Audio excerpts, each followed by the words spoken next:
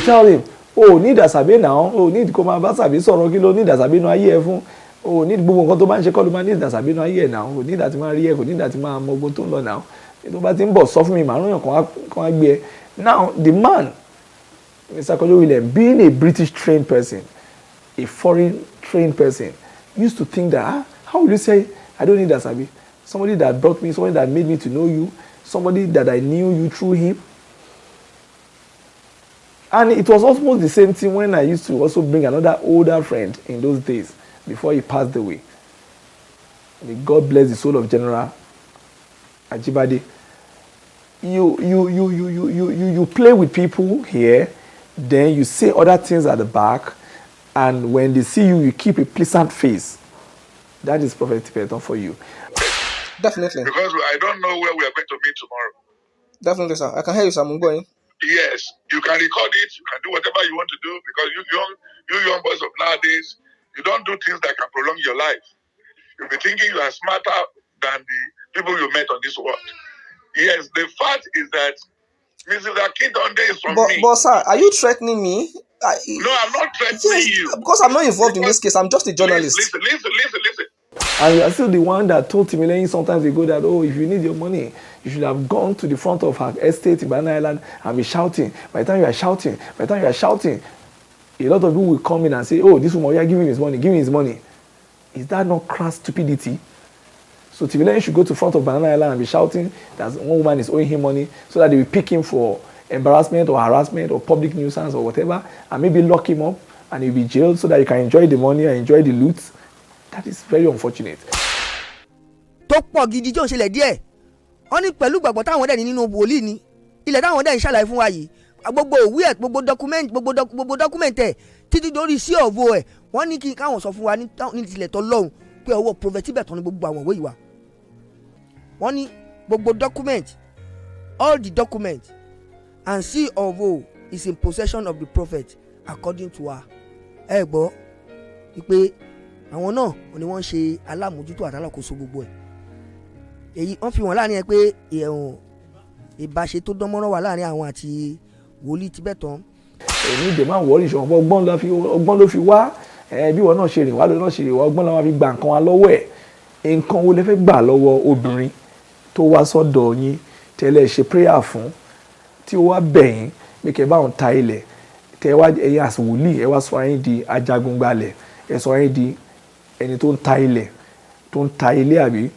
Now I wouldn't deny that or more money, but I will sever the relationship. So there was never a first lady. I left Ogun State with my wife.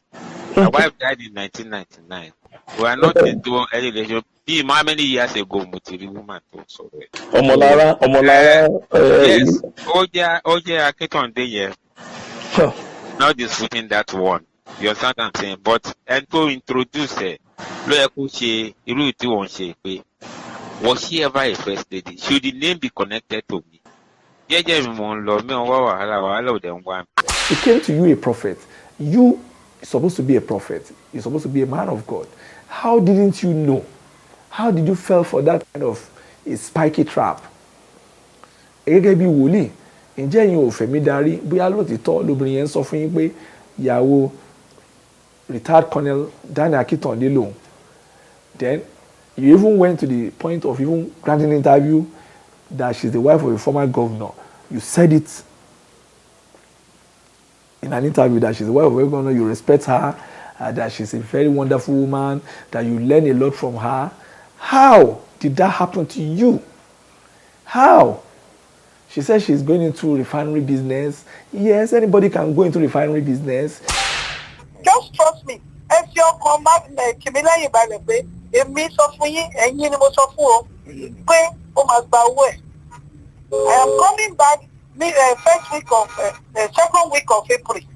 He will get money. Àtẹnimẹ́ni kò dàbí àtànọ́mà yọ̀tà.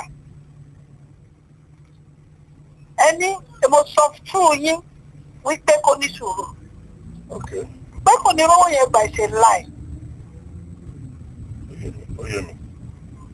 My dear brother, pé kò ní rí owó yẹn gbà ṣe ṣe láì. Ọjọ́ tó bá tí owó ẹ̀ máa jẹ́ àkáǹtì èyí ni màá kọ́kọ́ pè. there's a lot of hanky-panky around her submissions. In fact, the way she talks, I'm not saying she's a hanky-panky person, but the way she presents herself, I mean, the way she came to you, I feel so disgusted. I feel so embarrassed that as a prophet, as a man of God, you are so carried away. You are so excited. I mean, you are so, just like a small kid, very excited about the appearance of a cake or ice cream and all that. You are saying all sort of things, both at the book launch. End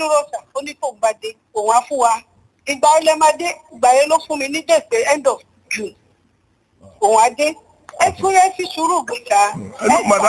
Madam ọ̀rọ̀ yẹn kíní yẹn ti ń jìnnà jù mo sọ situation ọmọ ọlọ́mọ wà fún yín náà tó bá jẹ́ yín lẹ bí ọmọ yẹn n tẹ́ ń sọ lẹ́nu ìpínlẹ̀ máa sọ.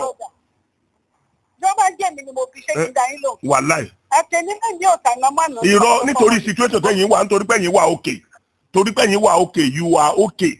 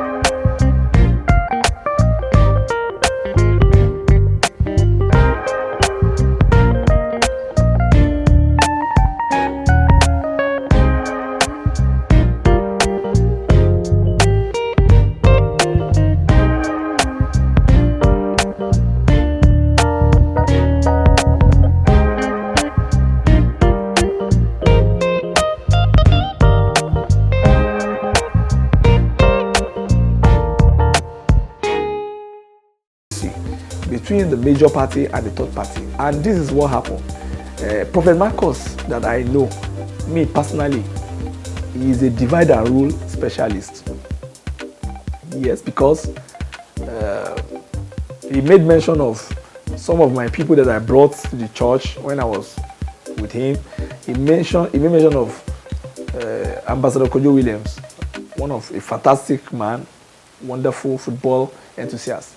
And we are going to that area today because he was saying a lot about Kojo Williams. Anytime he talks now, we mention Kojo, he mentioned Kojo Williams. That's a very fantastic man. It is just that you didn't understand. God wanted you to be part of the greatness of a Kojo Williams, but you didn't understand. And do you know there was a time, anytime Mr. Kojo Williams is coming from VI and is coming to his church, maybe to come to preach or to come for prayer, when he tells him that, when I get to Abulegba, Asabe will come and pick me because his church is very, very, is in the interior, and the route there is very clumsy. He will tell him, oh, need Asabe now, oh, need come and Asabe, so kilo, need Asabe no aye fun, oh, need gbogbo nǹkan tó bá ń ṣe kọ́ ló máa need Asabe no aye now, oh, need that máa rí ẹ, kò need that máa mọ ogun tó ń lọ now. Tó bá ti ń bọ̀ sọ fún mi, màá rán yàn kan wá gbé ẹ. Now, the man, Mr. Kojo William, being a British trained person, a foreign trained person, used to think that, how would you say, I don't need Asabe? Somebody that brought me, somebody that made me to know you, somebody that I knew you through him. And it was almost the same thing when I used to also bring another older friend in those days, before he passed away. May God bless the soul of General Ajibade. You play with people here, then you say other things at the back, and when they see you, you keep a pleasant face. That is Prophet Tibetan for you.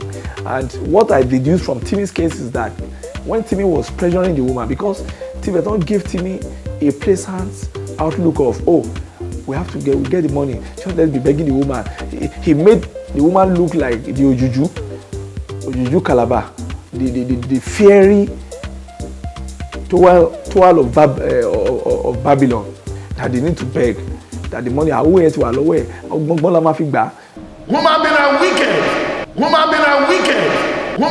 wicked. We are too worse. Sir, I want to ask, is there anyone that has never lied or not still lie? Is there anyone ever? Is there anyone pure or clean of lies? Yes, there is. I've met some, and I'm one of it. I'm one of them too. Modini Gonis Brook in Daybeck in the way at everything. But Fatubalo Takuseko, Manabiaki, my arrange your way for a Cali free. Tí wọ́n ní pé nígbà tó sọ owó yẹn àsọmọ mi ò pé mo gba commission o yóò pé mo ní problem. Bẹ́ẹ̀ ni sà, mi ò ní ìṣù pẹ̀lú yín dájú tí wúmà yẹn bá ní pé wọ́n fẹ́ dáwọ́ yẹn padà sà. Ní sùúrù. This is why you can't grow more than your age. Come on. When I'm talking. Ní sùúrù kí n gba document ẹ̀ kí kò lè lọ́wọ́. Anything you want to do, pend it to then. Let me come back. I'm not home. That's why you know you need. Oh, you can't take back in once and for all. Lọ́jọ́ tó kó wàhálà wá sí kú without carrying it along. Don't even be busy. Ní sùúrù. Your paper is just once. What is you everything? Ká gbà jáde. Ká kò lè lọ́wọ́. Pend everything to ṣe fẹ́ ṣe for now. Má tó dé. Kò gbà wé má. Don't trade any word, please. Olóò máa kó síbẹ̀ dé ni. But orúdù sóhun. The only thing, maybe no ma, echo wherever, by where, bye, simple. Go and do what you want to do. We take another phase. You are in between two people that senior you. You all need to bury your head and say, and be quiet until you get what you want to get. Sorry, please. This sorrow. Sir, kí n ṣe pé mi ò ní sùúrù nígbà tí mo tẹ̀ lọ wo bẹ̀ yẹn. After a year, sir, after a year. Ibẹ̀ yẹn igbó tí yẹn bá wà nú gbó yẹn wọn lórí yàn ń ta ibẹ̀ yẹn sì kún gbó after 1 year. Sir, woman yẹn wọ́n kàn sọ pé mò ń gbé ẹ̀sà mà. Ṣé ó lóun máa bá wa ró ni? Mo ti sanwó survey mo dẹ̀ sanwó legal film sir. Ó yẹ kó ti clear ibẹ̀ yẹn kó tẹ̀ tí sí any sign of allocation after 1 year sir. Kò tí sí any sign of allocation gbogbo bẹ́ẹ̀ ṣe wà búṣì. Woman yẹn ò kí anytime tí bá ti sọ máa pé mo rí wọn fún mi máa mú ìfẹ́ bá wọn sọ̀rọ̀ bẹ́ẹ̀ máa forí dọ́lẹ̀ sí máa bá wọn sọ̀rọ̀ ni o. Wọ́n máa pé mo rí wọn fún mi máa mú ìfẹ́ bá wọn sọ̀rọ̀. Ẹ ò ṣe tọ́jú ilé ìdọ̀jọ́ tó bá dọ̀dọ̀ ẹ̀ kó jẹ́ ẹ̀kan náà ló kàn máa lè máa jọ face ara yín tẹ̀lé máa. Tèmi ní kéèkì gbàwé kí kò lé ẹ lọ́wọ́. I'm not ready to let the woman to be polite. Mi ò dẹ̀ ní kí wọn náà má rude. Mi ò dẹ̀ ní kí wọn náà má count ẹ̀ to be rude. Owó tó wà involved. Kó gbé ìwé ẹ̀ kó gbélé ẹ lọ́wọ́. That's all. Then kí n lè ṣe pé kó gbélé ẹ lọ́wọ́ kájọ kó sínú mọ́tò kó lọ náwó síbi tí ilẹ̀ ẹ wà. That's all. Ó ti tán. Ó dà sá. Ọjọ́ kan ni gbogbo ilé ìmọ̀ àgbà mi. Mo dẹ̀ ti tọ́ náà nìyẹn. Ó dà sá. So ní sùúrù.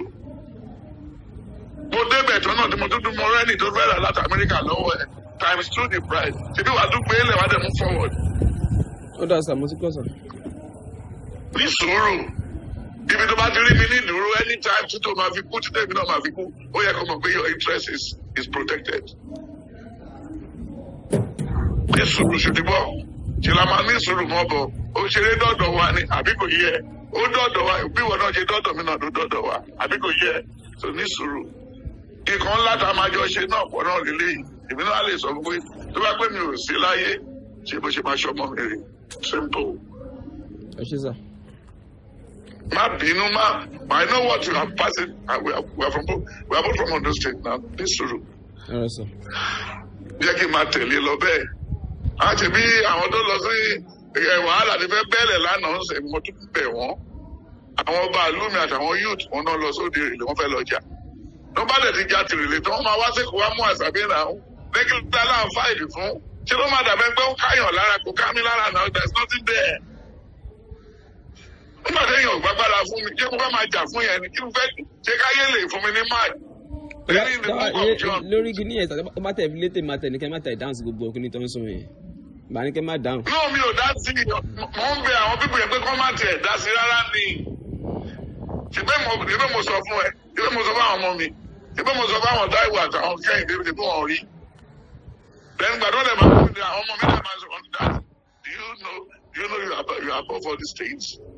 Now lẹ́nu ìsìn ambassador wa tó wà bí olóhùn fẹ́ pè mí jáde lọ jẹ ọmọ nínú tó wà lẹ́mbàsì Nàìjíríà bí ẹ̀dọ́ kúrò mẹ́tẹ́rà tẹ́ tọ́ṣẹ̀ gbé wà Esa, wo èjì mi náà, ó ṣé kí ìyá máa tẹ̀lé lú àṣàbí tó gbé tó kó kámẹ́rà káàkiri títì. Mi ò dá sí o, mi ò dá sí ọmọ mi ò dá sí. Mo ti bẹ̀ wọ́n. ẹ má dá gbogbo òun yẹn lẹ̀, gbogbo yẹn náà wọ́n because tẹ́ bá tún sọ̀rọ̀ àyẹn sọ wọ́n máa jẹ́ kó máa fẹ̀ lójú.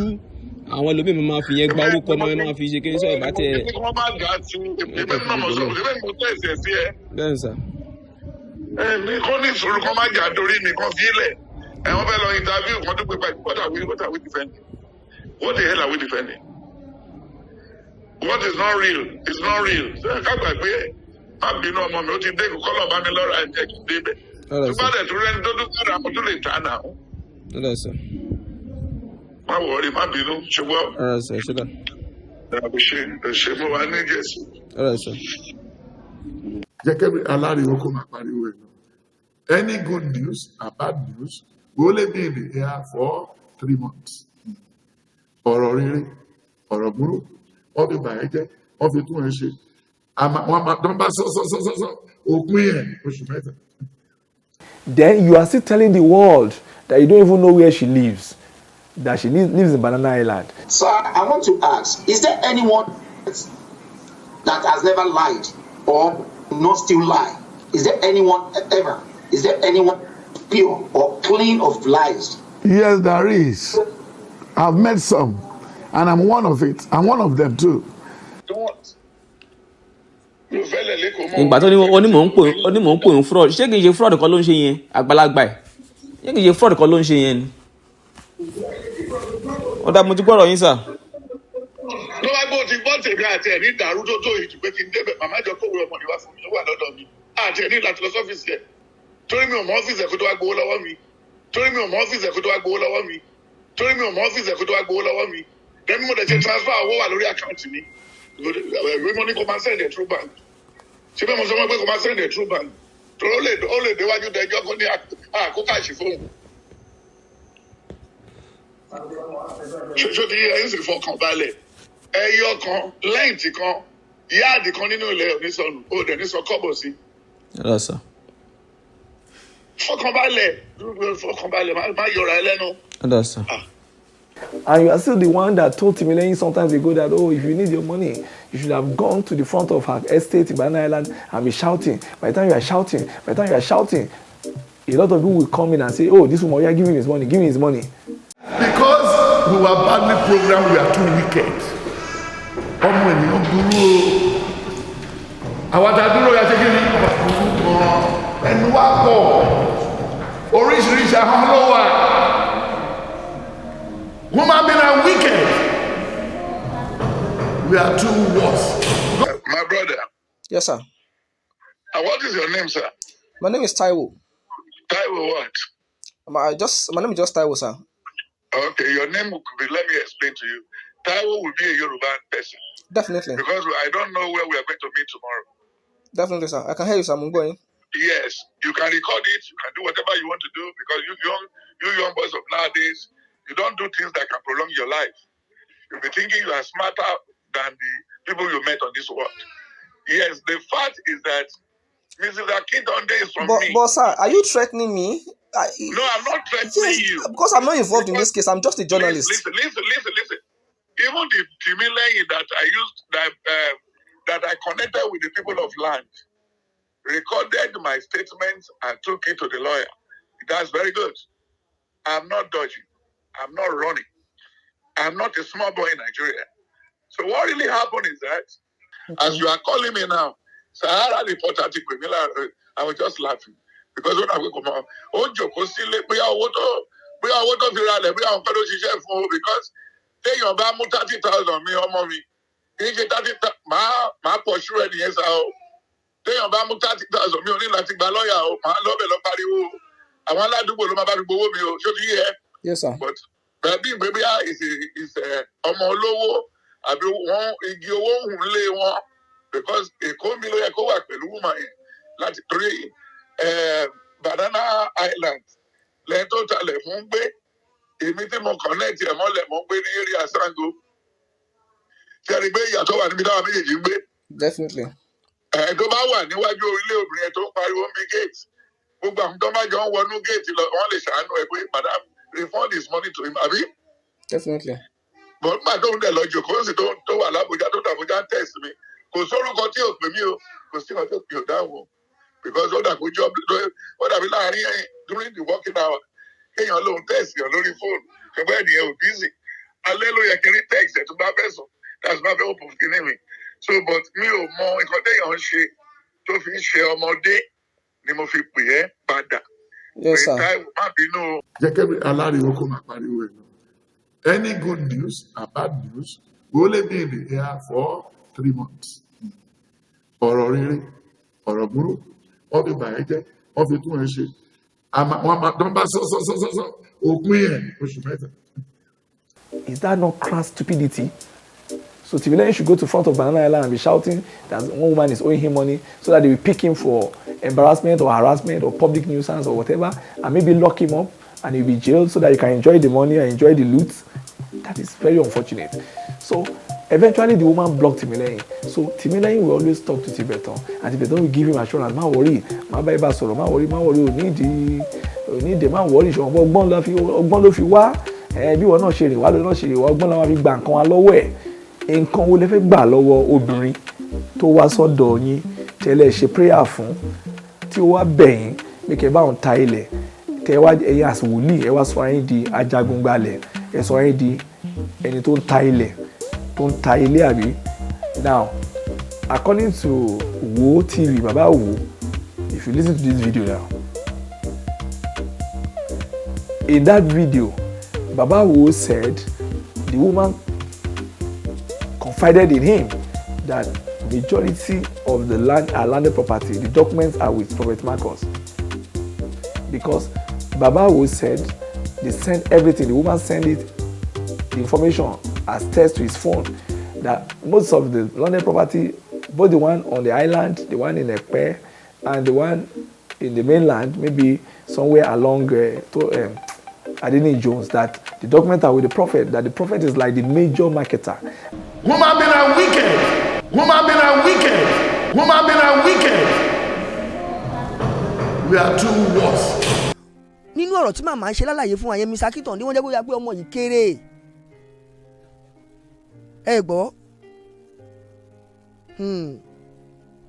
All right, mo ń bọ̀. Ẹ jẹ́ ẹ máa bá mi dé o.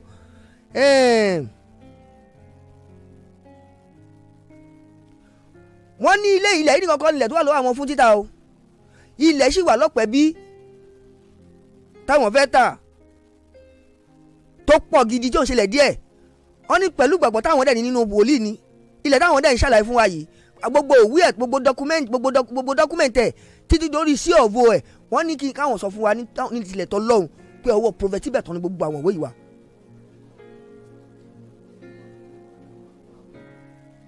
Wọ́n ní gbogbo document, all the document and seal of oath is in possession of the prophet according to her. All the document and seal of oath is in possession of the prophet according to her. All the document and seal of oath is in possession of the prophet according to her. Ẹ gbọ́ wípé àwọn náà ni wọ́n ń ṣe alámòjútó àtàlákòóso gbogbo ẹ̀. Èyí wọ́n fi wọ́n láàrin ẹ pé ìbáṣe tó dánmọ́rán wà láàrin àwọn àti wòlíì Tibetan. Mrs. Akintonde states that her reason behind her refund of payment is to play safe. Already people has been sent out to search for money. Wọ́n dẹ̀ fi àárín yìí wọ́n jẹ́ kó yọ ayé pé àti dá owó Timilehin padà kọ́ ló yẹ kó ń ṣe ìṣòro wípé already àwọn ti pinnu láti dá owó ẹ̀ padà fún un wípé àsìkò dẹ̀ ti wà táwọn ti bá Ọlọ́run dá májẹ̀mú lé lórí pé between June and December January wípé owó ẹ̀ á tẹ̀ lọ́wọ́ lódìdí àmọ́ ọ̀rọ̀ tó bá gba sùúrù àfi ká fi sùúrù tó o.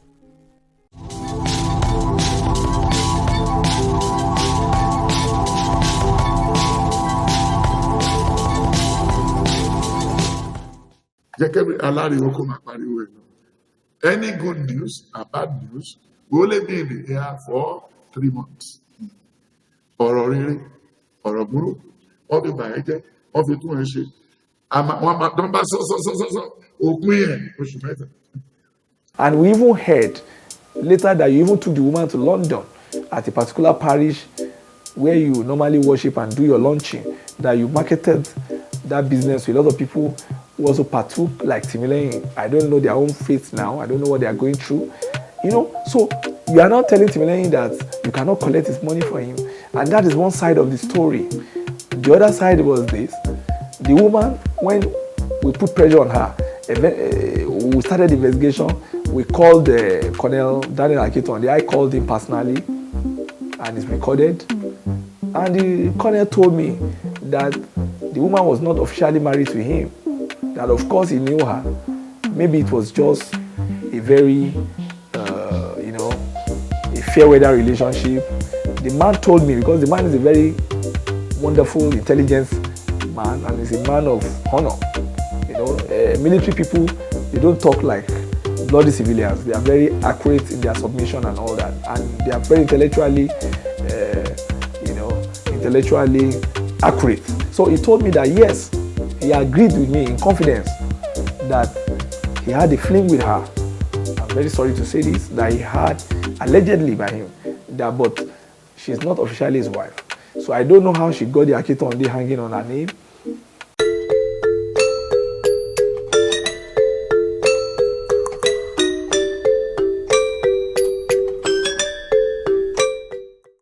I'm sorry. I've not seen her for years.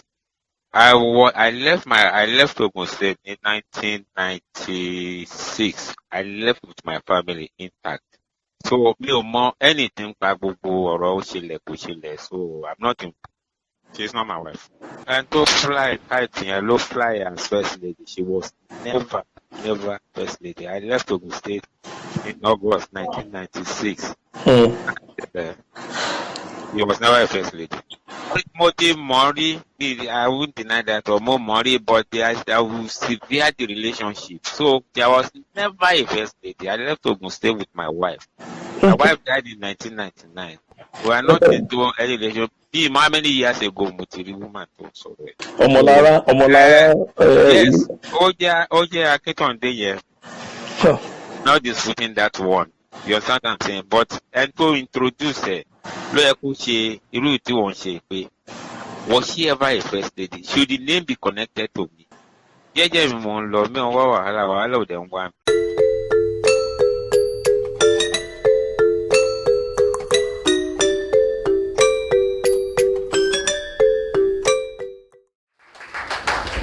Moki Mamawa, Her Excellency, Mrs. Akintonde. You are welcome. When I told him my maiden name, and he said, that's your uncle. I said, yes, it's my father immediate brother. So I think we got linked together. Now, there is nothing God cannot do. There is nothing. Daddy, thank you for the honor today. I am very grateful. The Almighty God. Amen.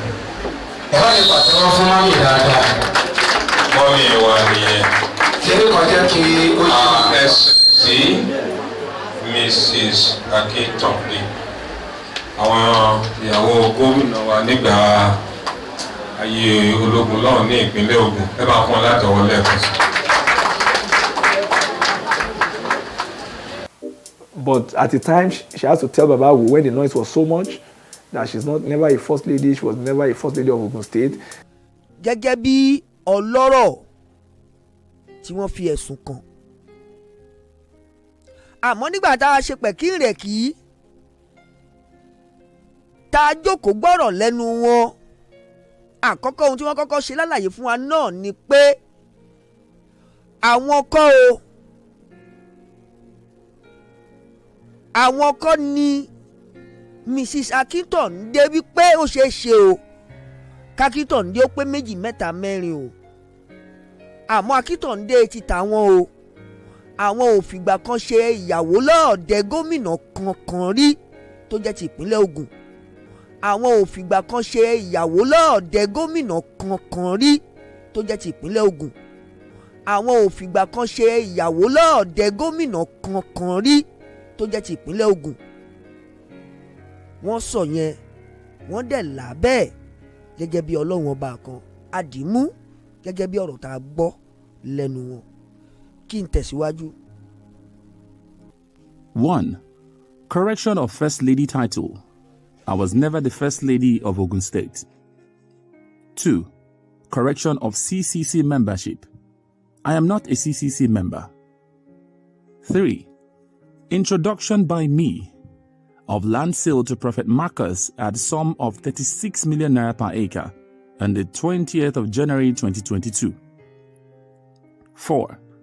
Prophet Marcus call on the 10th of February 2022 for negotiation of price to 30 million naira per acre and payment for 2 acres on behalf of his son, now known as Timilehin, payment by installment with balance paid in July 2022. 5. Issuance of offer letter to Timilehin Dave for the 2 acres and deed of assignment duly signed by Timilehin on June 2022, witnessed by Prophet Tibetan, with a request for correction of his name to Timilehin Lasisi David. 6. Corrected deed of assignment with the new name Timilehin Lasisi David, issued and duly signed by Timilehin on July 2022 and witnessed by Prophet Tibetan. I will implore Timilehin to give peace a chance and allow the mediation being arranged by his lawyer by some elders to take place. I give my personal guarantee that his money will be fully refunded to him within 6 months. I will also be grateful if you will use your good platform to help correct the error in the First Lady title and the CCC membership items 1 and 2 above, and also give the correct position of the land transaction. No one is out to defraud a young man of his money. Chief Mrs. Akintonde, JP. But Colonel Akintonde told me that, yes, he knew her, but that he's not in support of what she's doing, and he didn't like the way his name was being dragged to the mud and all that. That he lost his own wife 4 years after he left government house. That, of course, he's a widower, but she's not his wife. Yes, it is agreed that she might be his woman friend or his girlfriend or anything. Anything happen in the military environment, you know. So but that is that. And she came to you a prophet. You supposed to be a prophet. You're supposed to be a man of God. How didn't you know? How did you fall for that kind of a spiky trap? Gẹ́gẹ́ bí wòlíì, ǹjẹ́ ẹ̀yin ò fẹ̀mí darí bóyá lóòtítọ́ lóbìnrin yẹn sọ fún yín pé ìyàwó retired Colonel Daniel Akintonde lòun. Then you even went to the point of even granting an interview that she's the wife of a former governor. You said it in an interview that she's the wife of a governor. You respect her, that she's a very wonderful woman, that you learn a lot from her. Woman been a wicked. Woman been a wicked. Woman been a wicked. We are too worse. Sir, I want to ask, is there anyone that has never lied or not still lie? Is there anyone ever? Is there anyone pure or clean of lies? Yes, there is. I've met some, and I'm one of it. I'm one of them too. I can say 1 or 2 things, one or 10 things. Being the wife of a former governor. Hello, sir. Being the wife of a former governor and well-placed woman and well-read. He has a refinery on his own, her own. So that fateful day when he goes in here, so he said he wanted to see the prophet. As stated in the book of 1 Samuel 8 and 9. He said, when you lose your way, no matter be that big or small, you have to go and look for a prophet. A prophet is born, but not trained. in Jeremiah 1:1-5. He said, ever before I made you a prophet, I have know what you're going to become. So the woman walked into the yard and said, you want to see the doctor, see the prophet. And she disguised as if she didn't know anything about Celestia. And I said, okay, no problem. So I said, madam, please, you saw a lot of people who are here, they want to see me. Won't you go and come back another day? Well, he said, no, that we hang in. So he brought the breakfast, the lunch, and the dinner. So I later attended to her at around 8 o'clock in the evening. So since I knew her, she's ready to learn every day. And when I was in UK, she drove down to me. But when he saw the crowd, he said, oh my God, this man is not only popular in Nigeria, he's also popular here. So that day, it took time before I can attend to his friends. She brought some of her friends down there. So that was then. Then coming to Nigeria, he introduced the daughters and the children, I prayed to them, and then everybody was happy. Moki Mama wa Her Excellency Mrs. Akintonde. You are welcome. Oh, tí ní kí n sọ̀rọ̀. Wọ́n ní ẹni sọ̀rọ̀ sá. Àwọn kan iṣẹ́ tí wọ́n rán mi, àwọn tó ti kúrò ń ṣẹlẹ̀ kí n máa dá wọn padà.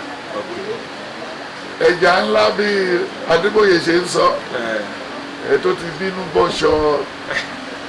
Ó wò mí gbàdúrà wá di December. Ó ní mo sọ pé àdúrà ò need. Ta ló sọ fún wa kí wọ́n fagilé the Lord's Prayer? The Lord's Prayer is as genuine more than the prayer we render today. Yeah. Just wake up in the morning, oh, today is another new day. Our Father, who art in heaven. Then the most important key point, lead us not into temptation. Sir, today, deliver me from all evil. Then what can whatever wherever you come. Then if you want to show me. So, I watch you now. Ilé ìdíwájọ mi lójú jù wọ́n débi láago 9 àárọ̀ mi ò ráyè dá ọlọ́run ní dago 9 alẹ́ ó yẹ kí wọ́n ti kó sínú mọ́tò wọ́n ti máa lọ ó lóun dúró nígbà tó di 10 minutes after 9 ó ní is it how you live your life wọ́n ní yes mi ò bínú dá ọlọ́run wọ́n kúrò bíbí 10 wọ́n ní tó o bá ti ń lọ bí kan ó tún wá jẹ́ nìkan tí mo kẹ́kọ̀ọ́ lára ẹ̀ ó lọ máa kó oúnjẹ àárọ̀ sọ àtàlẹ́ sínú mọ́tò òun máa ń devote a day and what a successful woman have ever meant what a successful woman have ever meant what a successful woman have ever meant. Jẹ́ kẹ́mi aláriwo kó máa pariwo ẹ̀ náà. Any good news or bad news will only be in the air for 3 months. Ọ̀rọ̀ rere, ọ̀rọ̀ burú, wọ́n fi bàyẹ̀ jẹ́, wọ́n fi tún ẹ̀ ṣe. Wọ́n máa dán bá sọ, òpin ẹ̀ oṣù mẹ́ta. How did that happen to you? How? She said she's going into refinery business. Yes, anybody can go into refinery business. Then you also said in one of the broadcasts that she used to work in lands. In her profile in Tribune, where she said she's a billionaire in dollars, she never mentioned that she worked in lands. She only mentioned that she did oil business and maybe some secretarial activities at the time. She was at the time in Celestia, even though she told Baba Wood that she was never in Celestia until we brought her video out where she confessed that she used to be a Celestian and she even left that church as a prophetess or senior prophetess and all that.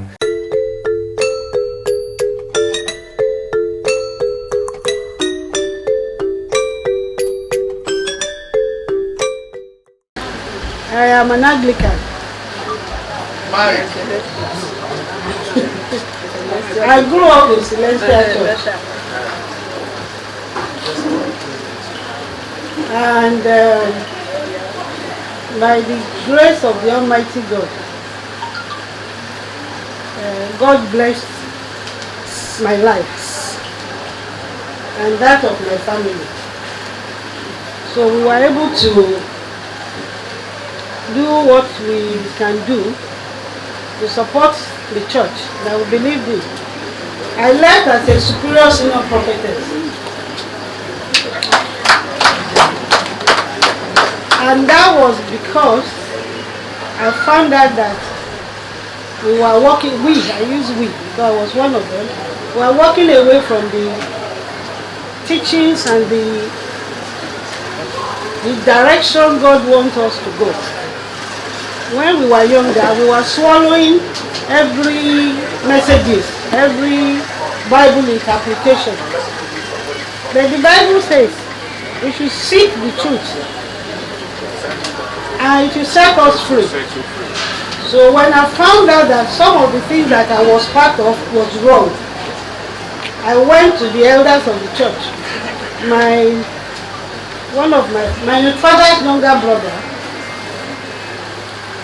was one of them, and I told them, these are things I believe is going to damage and destroy the church in future if we don't stop them. It's so easy for a man in a celestial church to pick up anybody's wife, marry them or pregnate them or do anything, and it's not a sin. But when I was growing up in that church, it was a sin. Then I got older and I found out that these things are no longer sins. We were taught, we were disciplined to understand that you don't sleep with a man that you are not going to marry. So you don't just sleep around. But I came back from England and I found that the church has changed. People were sleeping with everybody, was sleeping with everybody. And then, when you accuse them, they pick up the Bible. This is why I left. The incident that happened in the church that Daddy has just mentioned. The person impregnated somebody else's wife. The woman opened up and said it happened. Then the man picked up the Bible, put it on his head, and swore that it didn't happen. We invited the woman and she confirmed that this baby belongs to him. So I left. I left because it means I have to kneel down before him. It means if I have a problem in my business, I have to go to him. Will God answer such a prayer? So I left. And I told him if I come back to Celestial Church, it means there is no God.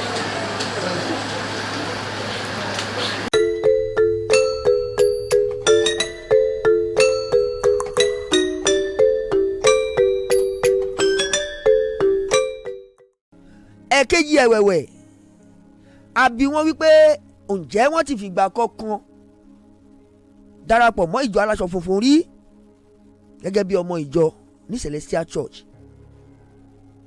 Wọ́n jẹ́ kó yé wa bákan náà wípé àwọn ò fìgbà kankan lọ sí ṣọ́ọ̀ṣì aláṣọ funfun rí o. She never visited a white garment church before.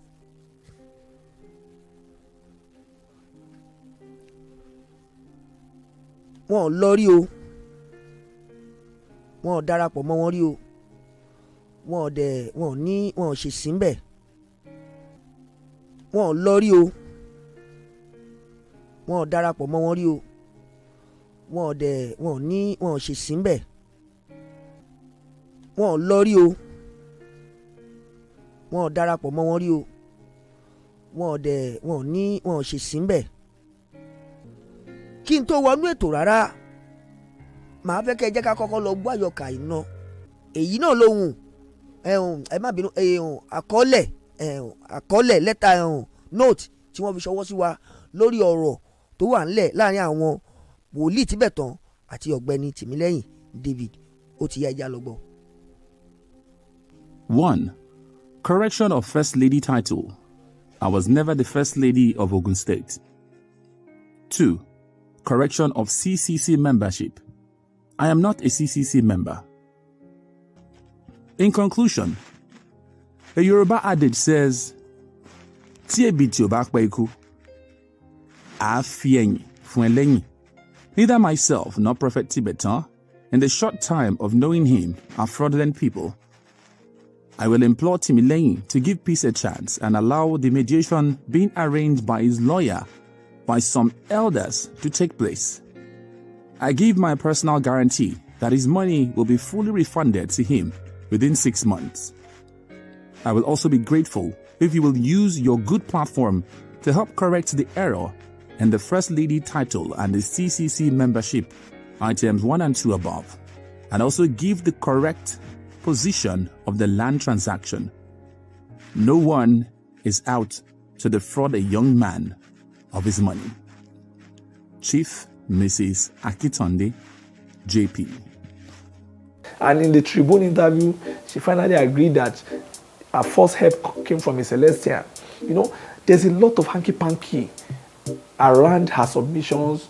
In fact, the way she talks, I'm not saying she's a hanky-panky person, but the way she presents herself, I mean, the way she came to you, I feel so disgusted. I feel so embarrassed that as a prophet, as a man of God, you are so carried away, you are so excited. I mean, you are so, just like a small kid, very excited about the appearance of a cake or ice cream and all that. You are saying all sorts of things, both at the book launch and even, I think, around July of that same year, 2022, she did her birthday and she came to your church. She did a lot of Owambe in your church. She came to do Ope and all that, and you sprayed her money.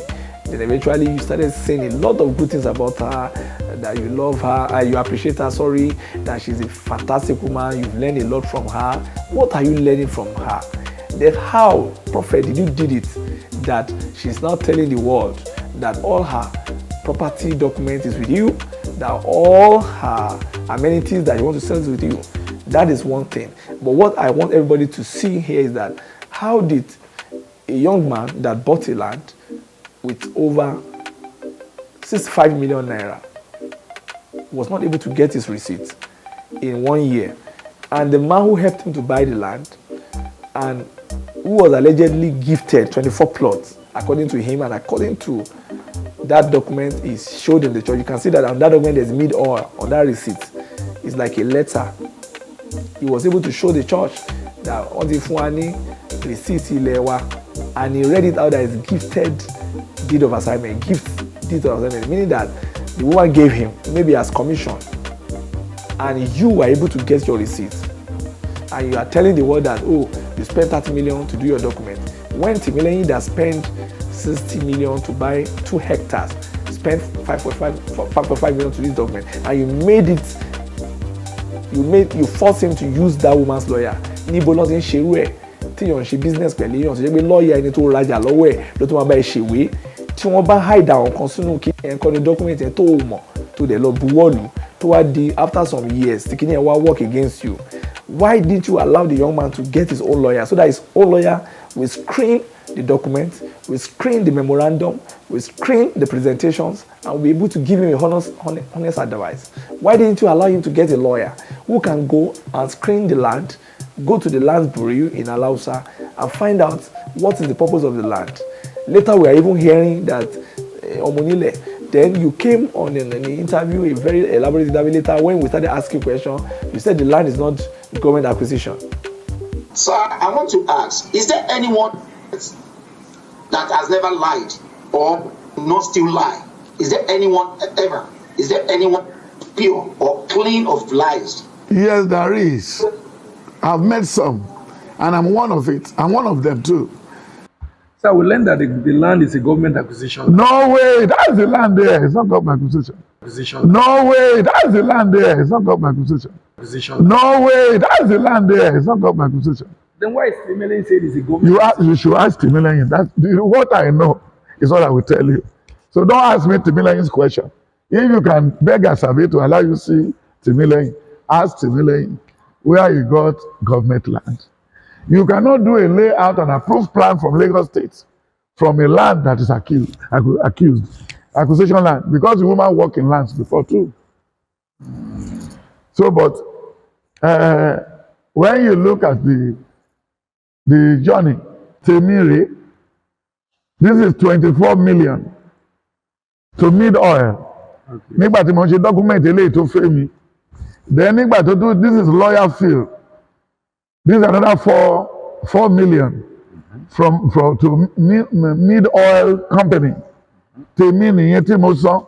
Then eléyìí kẹ̀rẹ́ Omolara balance on this is 30. This is 300. This is 300. But don't ṣe document wọn nìyẹn o. Tèmi nìyẹn, tèmi làwọn eléyìí. So mi ò fowó Timilehin san tèmi o. Then tó bá wo layout yẹn, ilé tó ní sold tàkọ́kọ́ tèmi nìyẹn. Sold ti kejì ti Timilehin nìyẹn. So bọ́n ṣe ń ra lẹ̀ yẹn fáwọn tí mo mú wá ni woman yẹn kọ gbé wá náà ó ní láti so ló kọ sold sí. Yes sir. Already mú di mú bẹ́ẹ̀. So òun ló kọ sold sí. So 3 acres tèmi rè. Then the Timilehin 4 acres sold. So ilẹ̀ yìí ò lè jẹ́ acquisition land. You see it there? So then òun náà ló tún wà mẹ́yẹn.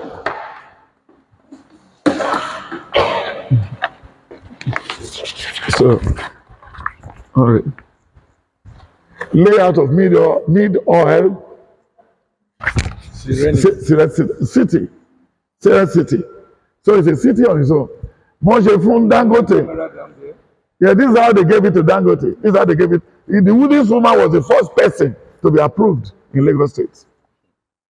So automatically, if they now sell, the land is agricultural land, yes. Ikoyi was sold as agricultural land. Ikeja was sold as agricultural land. Then if GRA was sold as agricultural land. So that is it. It's human being that develop land. Any good news or bad news will only be in the air for 3 months. Ọ̀rọ̀ rere, ọ̀rọ̀ burú, ọ̀bí bàyẹ̀jẹ́, ọ̀bí tún ẹ̀ ṣe. Wọ́n máa dán bá sọ, òpin ẹ̀ oṣù mẹ́ta. You debunk it. You said it's a bush land. You said the land is genuine. Everything is genuine. Then you brought a booklet. Then we saw sold 4 acre, 3 acre. You said your own is the first. Then you started announcing some amount of money.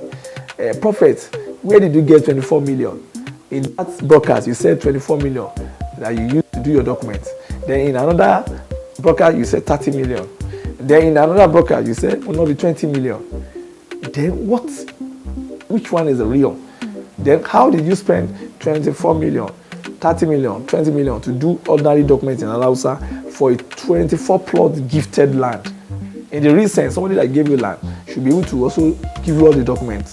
Should be able to say, Daddy Atibayin Shewugbe, Kekon Lobe, Kelo call church, you see, because you told the world that you want to use it as a celestial estate. Then how did you get your own receipts in just 4 weeks? And Timilehin cannot get his own receipts in 1 year plus until he started fighting and asking for it. And how did it happen? Now, when we go to all the investigations, when you go through all the investigations that was done by Baba Sokoti, when he was trying to talk to the woman, that was throughout last year when Baba Sokoti went into mediation and he was trying to relate with the woman in most cases from her voice notes, which you are hearing now.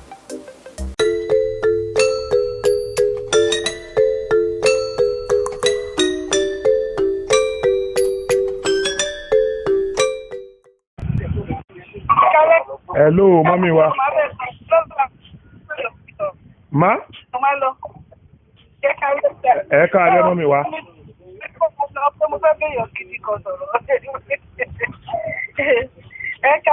Ìyá mi ẹ káalẹ́ mọ̀ ṣẹ́ wa ókè mọ̀. Ẹ kújọ́ mẹ́ta mọ̀. Ẹ má bínú aṣíra wa gbọ́ ni o. Ló yé mi, wàhálà ó yé mi. Ó yé mi. Gbogbo ẹni tó bá mọ̀ mí sà. Ṣé mọ̀ pé mi mọ̀ nígbà tẹ kọ́ ọ̀dẹ́ mi? Bẹ́ẹ̀ni. Mo gbé fóònù yẹn. Bẹ́ẹ̀ni. Ìgbà tí mo níta ló ń sọ̀rọ̀ ṣe wá sọ pé kẹsàn-án náà wọ́n ilẹ̀ tiẹ̀ fi ṣó aláwọ̀ mo wà lọ́sùn bára lọ sí meeting Okay. So mo wá careful láti má sọ̀rọ̀ ni mo ṣe sọ pé òkè mo fi sọ pé ó dẹ̀ jẹ́ pé mo tẹ̀lé kẹ̀ gbogbo ẹ tó wọ̀ mí mọ̀ pé mi kì í ṣe wọ́n nọ́mbà tẹ pé ìgbìmọ̀ mo ní láyé lọ́run bá dé lóyìnbó náà wọ́n nọ́mbà tán péré ní. Ẹ ṣe pọ̀ mọ́. Thank for the honor, ma. Briefly. Yes, ma. Briefly, ẹ jẹ́ kí n ṣàlàyé fún yín sà. Okay. Ṣé rí nǹkan tó wà láti Timilehin? Yes, ma. Asabe. Okay. Àti Tibetan. Tibet. Mi ìfẹ́ dá sí rárá sà. Okay, ma. Ẹ̀mí mi ò lè gbé gbogbo àwọn mo ti first mo máa kọ́kọ́ rí gbọ́dọ̀ yìí ni mo rí yín tẹ̀sí interview fún ọ̀tá. Yes, ma. Ṣé mo pé tójú èèyàn sí ọlọ́run àmì? Bẹ́ẹ̀ni. I did not know that was until January 2020. Okay. Ní gbogbo ọjọ́. Okay. Sometimes the only Can you embrace? Kind man, I see him as somebody. He's not a perfect person.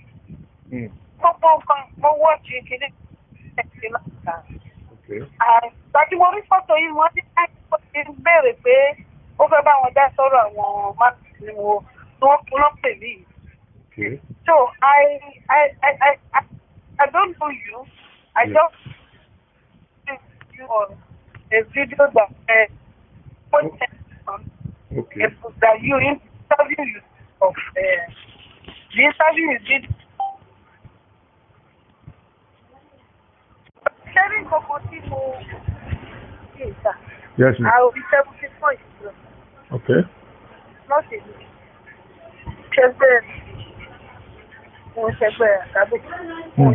Timilehin okay, the same age as my last one.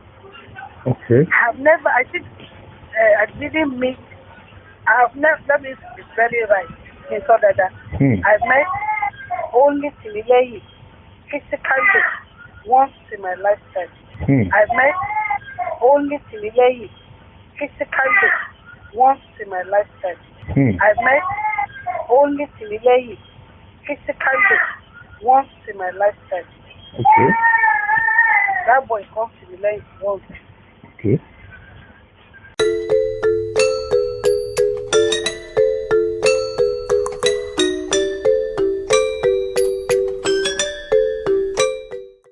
Why are you in Lagos? He said he wanted to come and see the lawyer.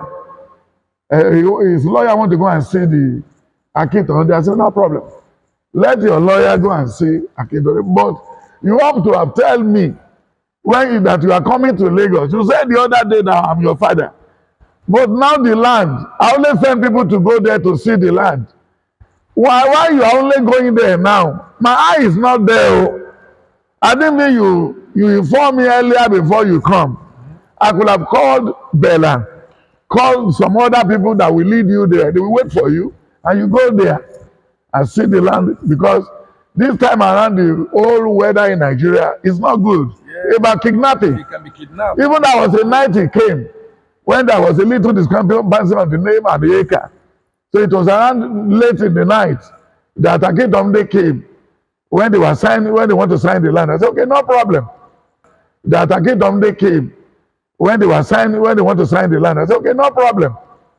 That Akintonde came when they want to sign the land. I said, okay, no problem. Timilehin, go and sleep in the other room there. Then when it's tomorrow, you can go, because it's around 10, 11. So he said, no, you can still go. No problem. But when he came to my office, his attitude, I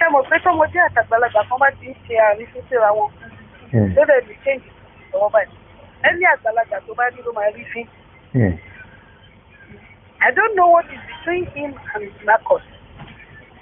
And as I said, I met Marcus in 2022, January 20. I'm giving you exactly. I was a member of the Celestial Justice in 1988. I left Celestial Church. So, until Timilehin or Marcus, I was in the church before them. I left when I found out things that doesn't. I came from an Anglican background. Okay. So I went back to my Anglican background because the way Lama Katama fishes, way Lama Katama because my lonely consider church. But this issue of Marcus Timilehin and Akintonde, I am very, very disappointed in Marcus, and I've told him that probably over more if you know you have money, I'll go in. I will have probably them one boot. I am too careful when it comes to women's friendship. So, because of actually a me. So, obìnrin kan fún lè wá dé tí ó sọ pé mo sọ àṣírí kan fóun tí èkejì yẹn máa sọ pé ó sọ fún mi lánàá nǹkan tó gbọ́ lèmi náà gbọ́. So kò sí èèyàn tó lọ àti ẹ̀fọn. Mo sọ fún Marcus ìgbà tó mọ̀ pé àwọn nǹkan bẹ́ẹ̀ yẹn ti lọ láàrin ìwà àti Àkábè àti Timilehin. You should have been the àgbàlagbà because you are àwọn méjèèjì yẹn lọ́dà. You should have been àgbàlagbà and not get to the point say jẹ́ kí social media gbé koko yìí ó kàn gbé everybody ní wọ́n ti ká mi jà máa lọ social media tí wọ́n ti kí mi láti. So everybody was I am a very private person. Ẹyẹ ẹlẹ́ni tí wọ́n pariwo kiri Akintonde kò ṣọ́kọ́ mi. Akintonde pọ̀ Akintonde ọgbà Akintonde Abẹ́òkúta wà Akintonde Ògbómọ̀ṣọ́ ẹni ẹ̀ Akintonde Àdówà Akintonde káàkiri. And that was what I first corrected. Two things I said to Wo Ibile. I am not that man's wife, number one, because they wanted to use his name to make noise. Yeah. I'm also not, I'm no longer a member of the church. But some of it, Baba Shewoyo, Ibekale or Onika Lukuoto. I cannot deny not knowing Marcus. I met him not going for me, no me. I'm building a refinery near Pesa. Okay. Mo wá ní àwọn ilẹ̀ tí mo rà lọ́wọ́ Lagos State. Ó pọ̀ ju ilẹ̀ tí mo ní fún refinery, ó pọ̀ ju ilẹ̀ ó kéré sí. Sí ilẹ̀ tẹ́fẹ́ fi sí kẹ́hìn ẹ̀. Bẹ́ẹ̀ni sá. So Lagos State wá ta 364 hectares fún mi.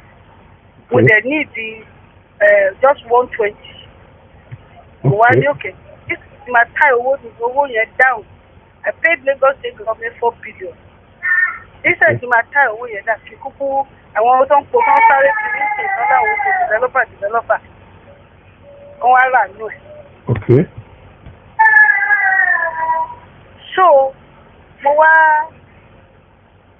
bá àbúrò mi kan sọ yẹn ìwà ṣẹlẹ̀ mo ní kòkó wá gbogbo náà tiẹ̀ polówó lẹ̀ ìlú ọ̀nà mo mà ní èèyàn kan tó ń pọ̀ tó ó ló lérò lẹ́yìn.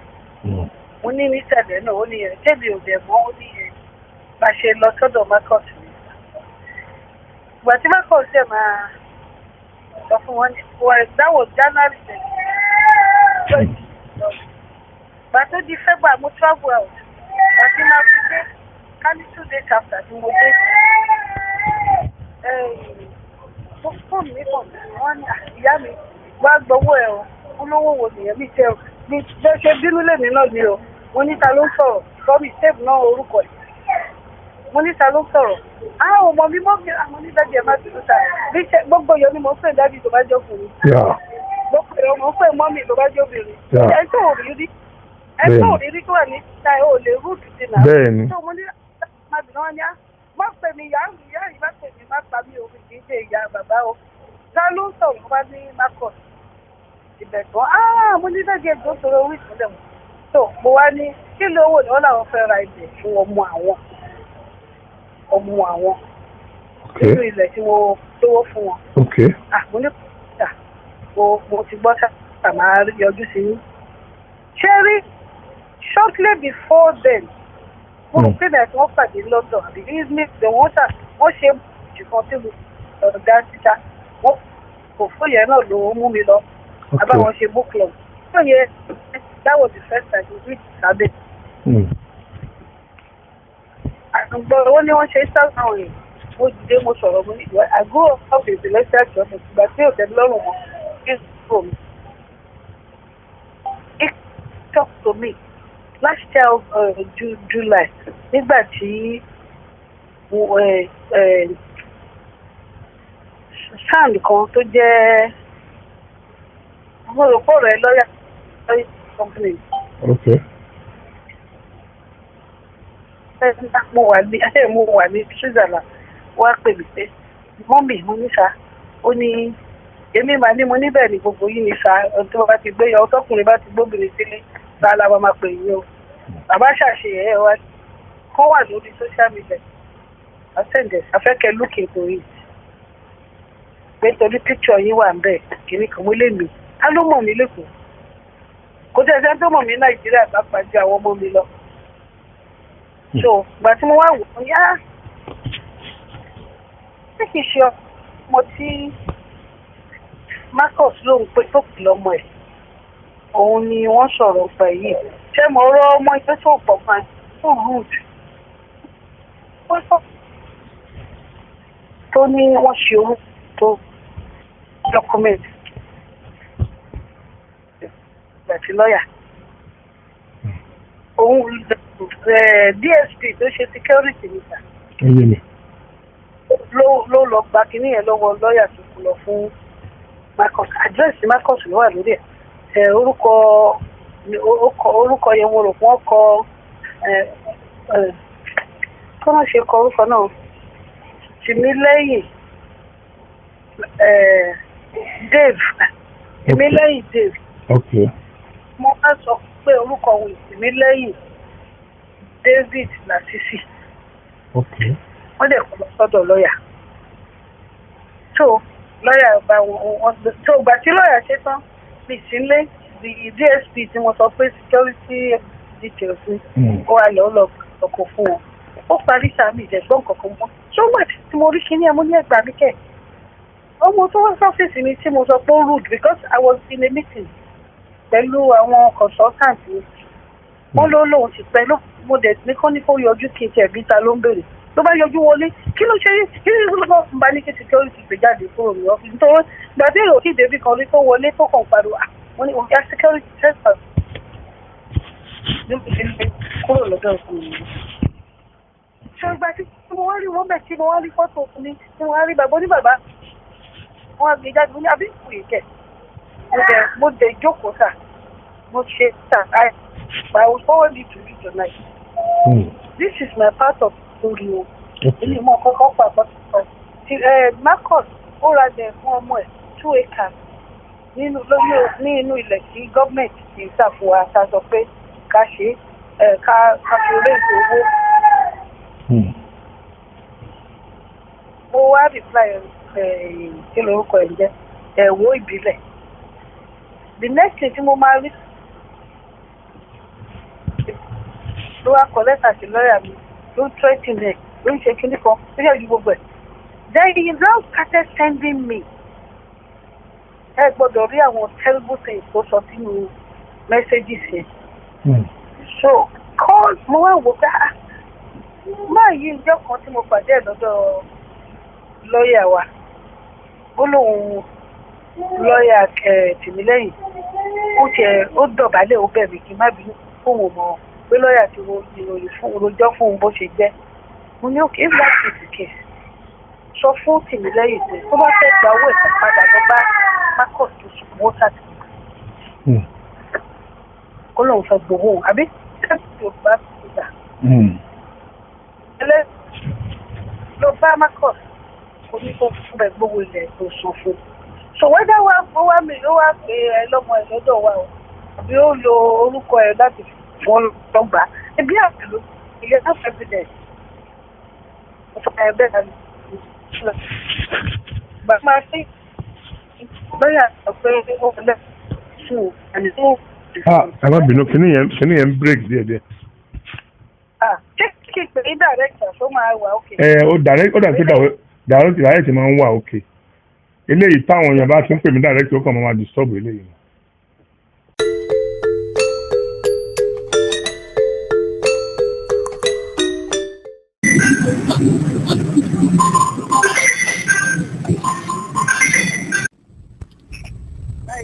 Hello. Mo ń bínú sí yín o. Nǹkan dáadáa lè ṣe ẹ má jẹ́ kí àwọn ọ̀rọ̀ burúkú dá ẹ wo kọ́ tí ò sí yìí kó. I have love for you that I forgot to tell you to cover our event last Sunday. I apologize for that. Sherry. Ẹ má jẹ́ kí ọ̀rọ̀ Marcus àtọmọ yẹn kó ba nǹkan dáadáa táwa fẹ́ ṣe jẹ́. You are looking for the progress ẹgbẹ́ sọ̀rọ̀ mi délé torí mo bínú sí i láàárọ̀ yìí. Mi ìbínú láta mo máa bínú láàárọ̀ yìí. Níbo ni àwọn Marcus àti 6 million àti ọmọ tí kò gba ẹ̀kọ́ yẹn? Kò gba ẹ̀kọ́ lé ni, tó bá gbẹ̀ ẹ̀kọ́ lé ni, kò yẹ kó máa bú màá nìyẹn tàgbàgbẹ́ yóò kí ń bá gbàlagbà tàgbàgbàgbà. Alágbọ̀rọ̀ tó máa pọ̀ ju ẹ̀jẹ̀ gbogbo ìgbé bó ṣe sọ̀rọ̀ sí máa yẹn. And I'm so happy that happened to me. My dear brother, I went to Marcus on a private visit. He invited me to the book club. I couldn't attend because I was very busy. And out of respect for him, I went with meeting ní ṣáàkì mo ti kó gbogbo àwọn tó tẹ̀lé mi lọ. Àwọn ọkùnrin yẹn mo tí mo ṣe dìde gbogbo wọn dìde mo ló ti. If you want to know where I'm going, follow me. And he followed me. We went with about 4 cars. And I stood down there, until when we were about to leave. And I spoke my mind. I did not abuse Timilehin. I just felt that my son.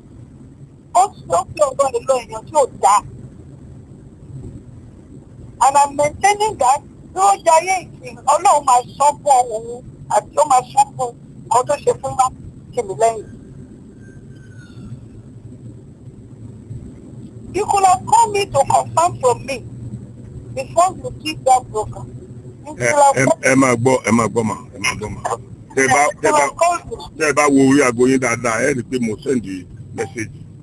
Mo pè yín for complete 2 days ni mo fi pè yín. Complete 2 days.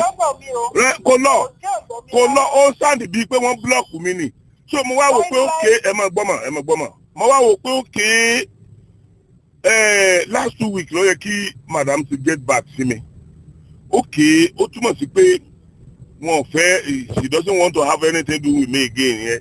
Pé èmi decide èmi náà tèmi ṣẹ́rí ìgbà tí mo pè yín yẹn nǹkan tí mo gbọ́ ni mo decide pé okay kí n tẹ̀ tó sọ anything o mo gbọ́dọ̀ balance nǹkan tí mo fẹ́ sọ mo gbọ́dọ̀ gbọ́dọ̀ lẹ́nu ti yín náà kì í ṣe pé torí nǹkan tó sọ fún mi ni pé okay pé ẹni yẹn ti san owó fún yín ó ti san 64 million fún yín pé so ẹ̀yin ò dẹ̀ instead kẹ́yìn ó dá owó yẹn padà dá padà tìbí náà ò dẹ̀ sọ nǹkan kan so àwọn dẹ̀ ti ń dá ṣẹ́rí ẹ mọ ọ̀rọ̀ Timilehin ṣẹ́rí tẹ́yìn bá léyìn tẹ́yìn bá kan ògiri èèyàn yíjú mọ̀ kì í ṣe lọ́ọ̀yà kankan ò lè sọ pé kẹ́ni yẹn ọmọ yìí business ló ń ṣe the little money tó fi ń ṣe business dẹ̀ nìyẹn ẹ máa gbọ́ mọ̀ ṣẹ́rí pé. Ẹ jẹ́ ká kọ́kọ́ sọ̀tọ̀rọ̀ àárín èmi àti yín. First of all, anybody tó fún yín ní information yẹn ó wrong o. Ìgbà pé wọ́n san 54 million sẹ́yìn kan wọ́n sọ. Middle is not a small business organization kan tó dá wa dúró tẹ bá gbọ́ ẹ lọ sí Punch lẹ́nu. Punch, I will send it to you, Emma. I will send it to you. And see what has happened to Middle. When we wanted to sell the land, it was because we didn't want to borrow money from the bank. And we will never do. I am 74, I said 74. So it has taken us 10 solid years. Looking at along the line,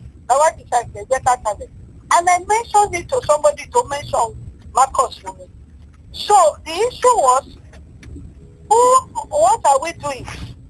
We are doing a bigger picture. Marcus could not tell that more than Oromode.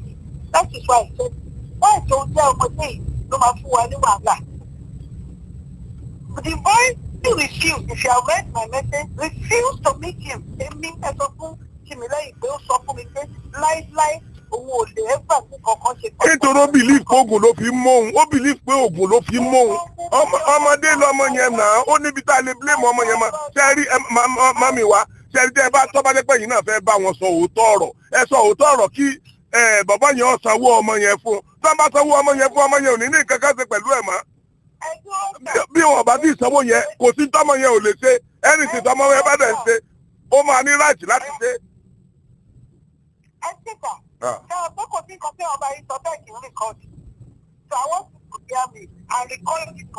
Okay. Marcus, òṣòfin ògùn mọ́yàn kankan, gbogbo wọn ló lọ síbẹ̀ for a purpose, I don't know. Ẹ̀yin ò lè sọ yẹn náà, ẹ̀yin ò lè sọ yẹn torí ẹ máa gbọ́ ẹ ti sọ iye ìgbà tẹ́ ẹ meet Marcus rí náà. Àwọn tó ti wà pẹ̀lú Marcus for years, ẹ̀yin kọ́ lẹ máa sọ pé báyìí lọ́rọ̀ wọn ṣe rí tẹ́rí.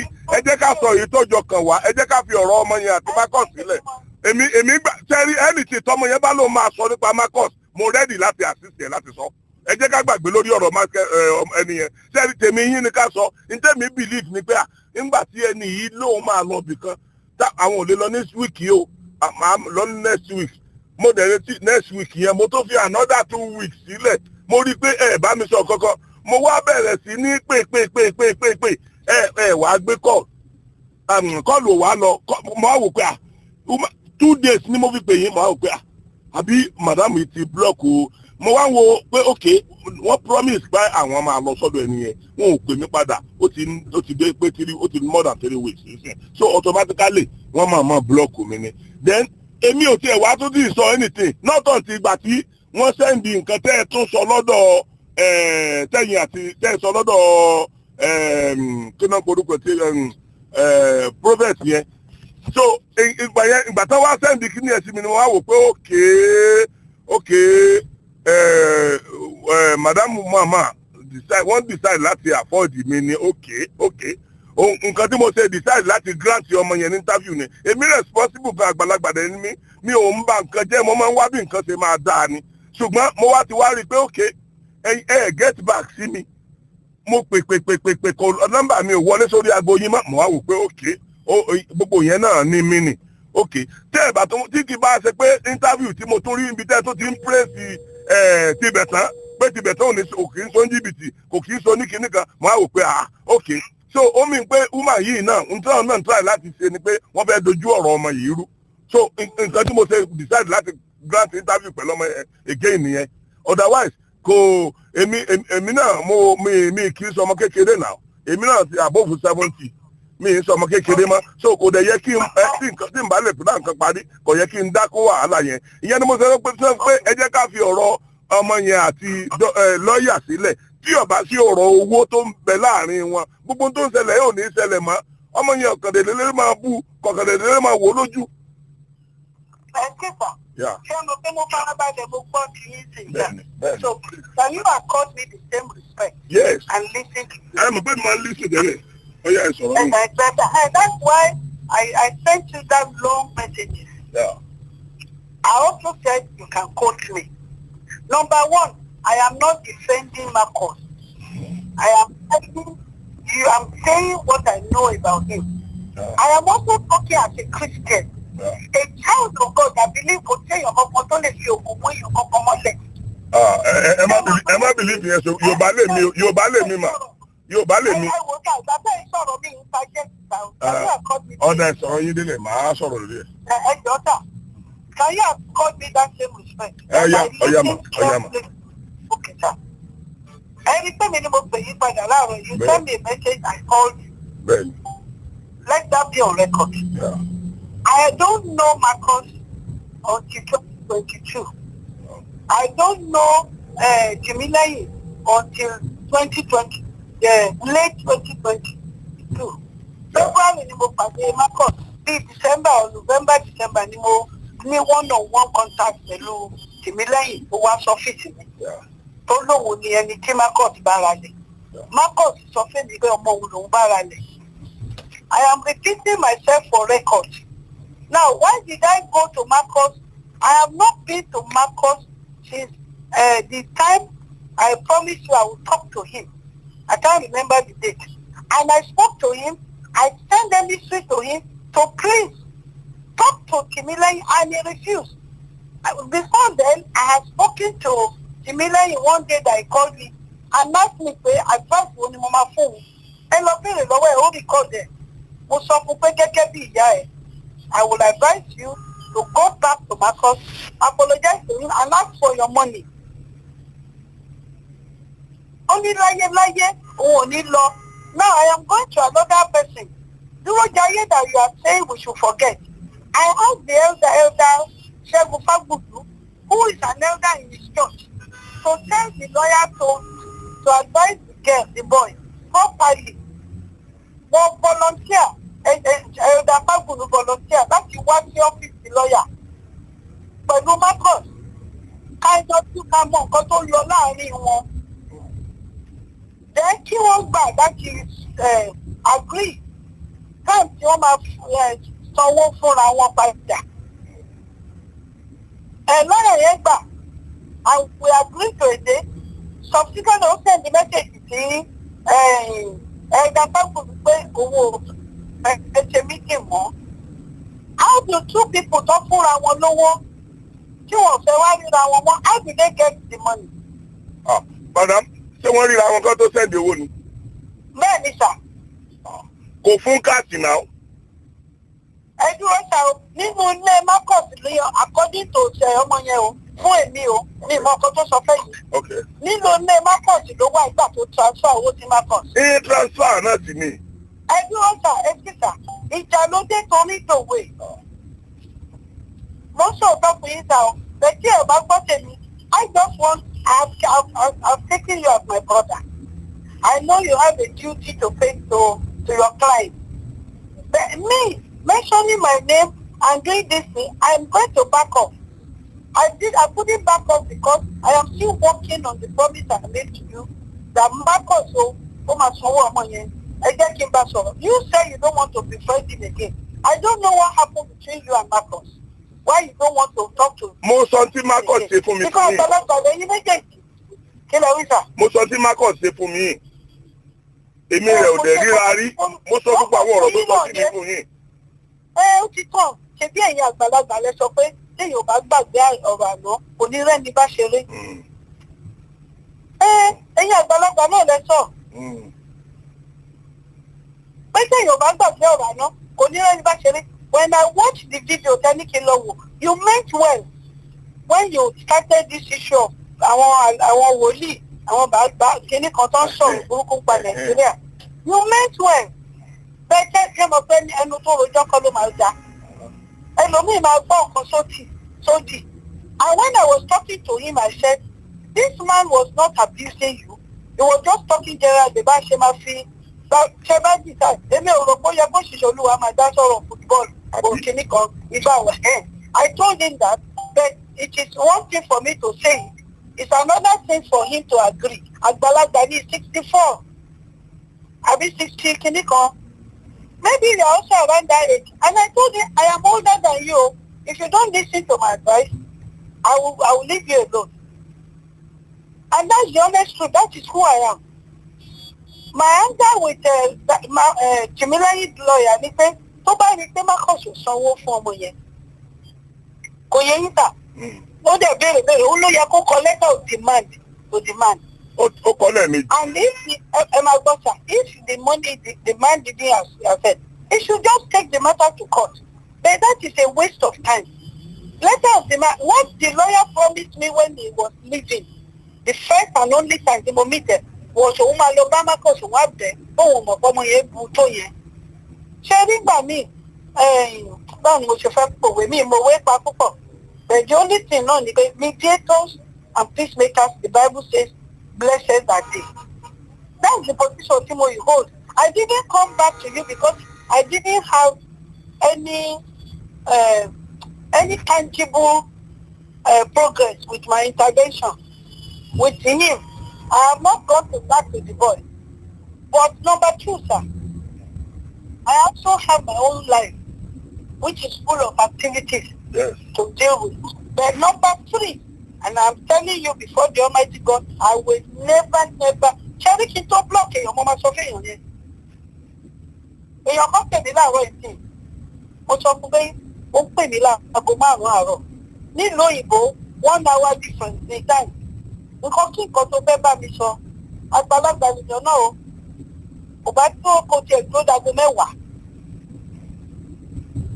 so that it will be aago 9 bí báyìí ó lọ ń pè mí ní aago 5 àárọ̀ which is aago 4 ṣé mo jẹ́ lówó ni I am going to block you from today. Bàbá yẹn dẹ̀ ní ìyá mi jọ má bínú o kìíní kan wo ọ̀rọ̀ yẹn ń gbé mi gún ni mo fẹ́ sọ kó lè bá mi tètè dá sí. So I forget the man, I didn't block him. Ẹ ti àwọn tó bá mọ̀ mí before I block anybody kí tẹ̀ tó mọ̀ bó ṣe ń block tó pẹ́ kan àwọn ọmọ mi ló ṣe nǹkan mi.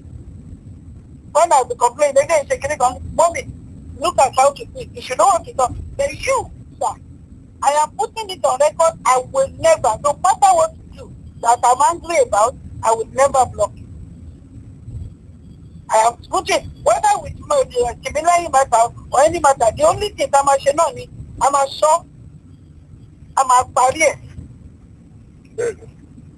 Ẹ jọ̀ọ́ mo bẹ̀ yín nítorí Ọlọ́run I did not block you maybe it didn't go through. I have also used my UK number if you call my Nigerian number tí ò bá lọ́ mi pè mí sí Nàìjíríà ni o.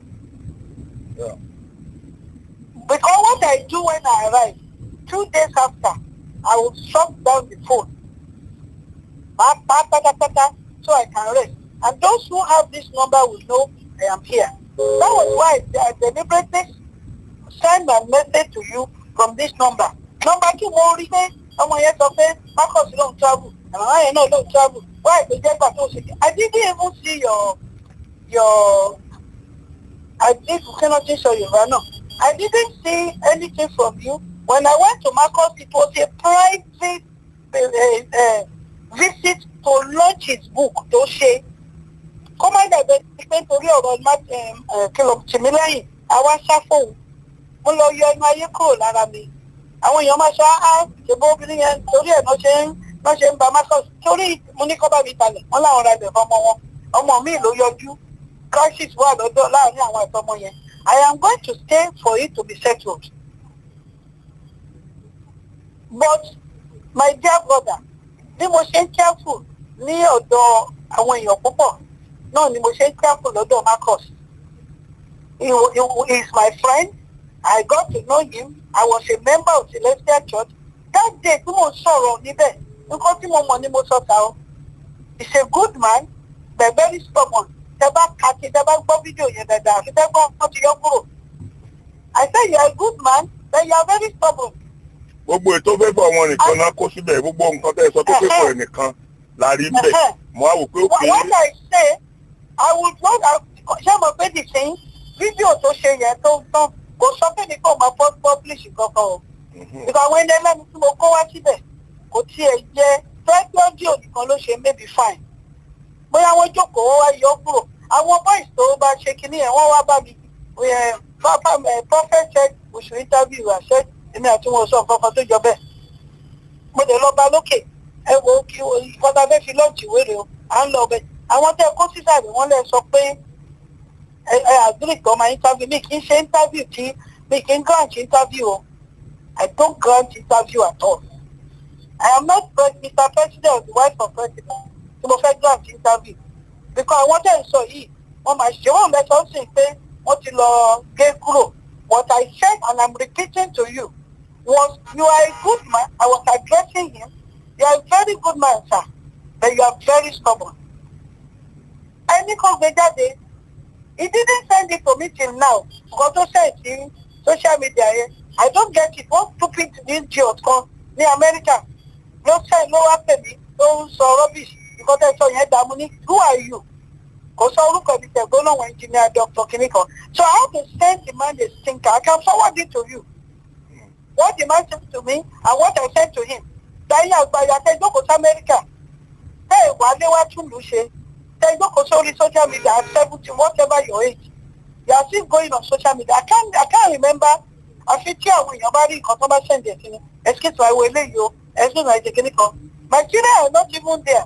So they are not social media people. They are too busy for something. So, sir, seven plus the ma the motion by Timilehin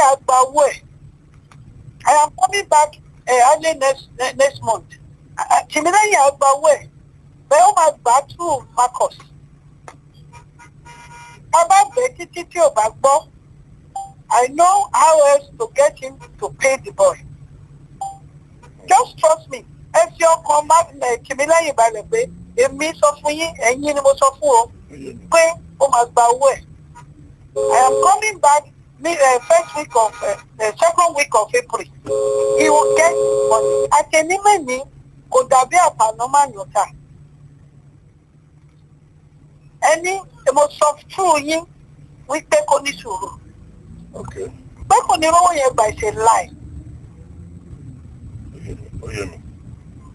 My dear brother, pé kò ní rí owó yẹn gbà ṣe láì. Ọjọ́ tó bá tí owó ẹ̀ máa dé àkáǹtì èyí ni màá kọ́kọ́ pè. My plan was for Marcus olówó fẹ́ rí ọmọ tó mọ̀ nílá. Ṣé àwọn pé ìgbọ́dọ̀ bá ṣe true lawyer kò kí ń parẹ́? I am still because ṣe lórúkọ dúró jayé Ayọ̀ dúró jayé also offended my lawyer. He's also refusing to talk to dúró jayé. So we can settle this matter dúró jayé and you as the witness. Pé wọ́n sanwó fọmọdé yìí o through lawyer Marcus o wọ́n sanwó fọmọdé. Ẹ jọ sà, just effort come Timilehin balẹ̀ pé you spoke to me this morning and play record discussion wa fún. And I said he will get his money. Pé ọmọ kékeré ẹ tún bá wí o, èmi sọ fún yín o tó bá gbowó ẹ̀ tán ẹ tún bá wí kó má bú Marcus mọ́ o. Ẹ ti dà wà láì ẹ máa gbọ́ mà mo fi Ọlọ́run Elédùmarè búra ẹ lè gbọ́ nǹkan kan mọ́ lórí ẹ̀ lẹ́yìn tí owó yẹn bá ti jẹ́ gbígbà. Ṣé rí kò sí rídì tí ọmọ yẹn fi máa rúdù sí ẹni yìí dáadáa ti jọ wà láàrin wọn rí náà inú wọn ti jọ dùn síra wọn rí náà wọn ti jọ rẹ́rìn síra wọn rí náà. Ẹ wò sà ẹ gbọ́dọ̀ mọ details nǹkan tọmọ yẹn mọ ọmọ yẹn fúnra ẹ̀ ò sọ fún yín tó wà láàrin òun àti bàbá yẹn. Bàbá yẹn ṣe mọ̀ pé ó ní ìjà ló dé lórí ìdòwe. Àwọn kan ní nature kan tínú bá bí wọn báyìí tútútútútútútú èmi ìlọrọ obìnrin púpọ̀ sà bóyá gbogbo ọ̀rẹ́ tí mo ní láyé yìí. Tí bẹ̀tẹ̀ náà máa ń ṣe bẹ́ẹ̀ àwọn nǹkan tí ò yẹ kán sọ jáde gbogbo tí ò yẹ ká gbàlagbà gbogbo tí ọ̀rọ̀ gbọ́dọ̀ pé prophet ló ń sọ. Èèyàn mẹ́rin péré tí mo ní yẹn sà. Gbẹ́gbẹ́ ká ní pé mi mọ white ẹ̀ rí invitation tí mo send sí fún ọjọ́ Sunday tó kọjá ẹ̀. I invited you to our tree okay sir. Now that we are gbogbo ẹni máa send sí yín láàárọ̀. Ẹ máa gbọ́ sà o. Àwọn nǹkan tẹ́lẹ̀ máa sẹ́ẹ̀dì sí mi yẹn náà ẹ̀ máa ti sẹ́ǹdì ẹ̀. Ẹ má bínú sà, ṣé mo sọ fún yín pé mo ní bùkátà jẹ. Nígbà tí mo ń ṣe project láti ọdún 10. Àbábọ̀ àwọn ọmọ onílẹ̀ tó dàyàn láàmú ibi tí mo jẹ̀ ti fẹ́ lo ẹ̀yìn nìyẹn o. Pé kẹ wá sí ìbẹ́ǹtì yẹn kẹ bá mi capture gbogbo wọn tó jókòó bẹ̀ yẹn. Kẹ bá mi sọ̀rọ̀ wọ́lọ̀. Àwọn ọmọ onílẹ̀ wọ́n ta gbogbo ilẹ̀ tí mo rà lọ́wọ́ Lagos State 364 acres wọ́n lọ tà fáwọn Igbo. And that is your point. That is where you come into my project. Láti jẹ́ kí àwọn ìlú mọ̀ pé especially Lagosian gbogbo ọba náà mo sọ fún ọ pé gbogbo yìí tẹ lọ talẹ̀ fún Igbo ṣé tó rówó gbà lọ́wọ́ wa ẹ máa làágùn báyìí fẹ́ ṣe mọ̀ pé ẹ ò bá lérí ṣe èèyàn kan ẹ bá tí wọ́n bá tún àwọn ní tó wá fi iṣẹ́ ẹrú lóyàn á sọ ohun tọmọ jẹ tó kí má kí halẹ̀ mọ́ bẹ́ẹ̀ táwọn àgbàlagbà ẹ bá ti sọ sọ́ọ̀rì inú mi máa lọ́lẹ̀.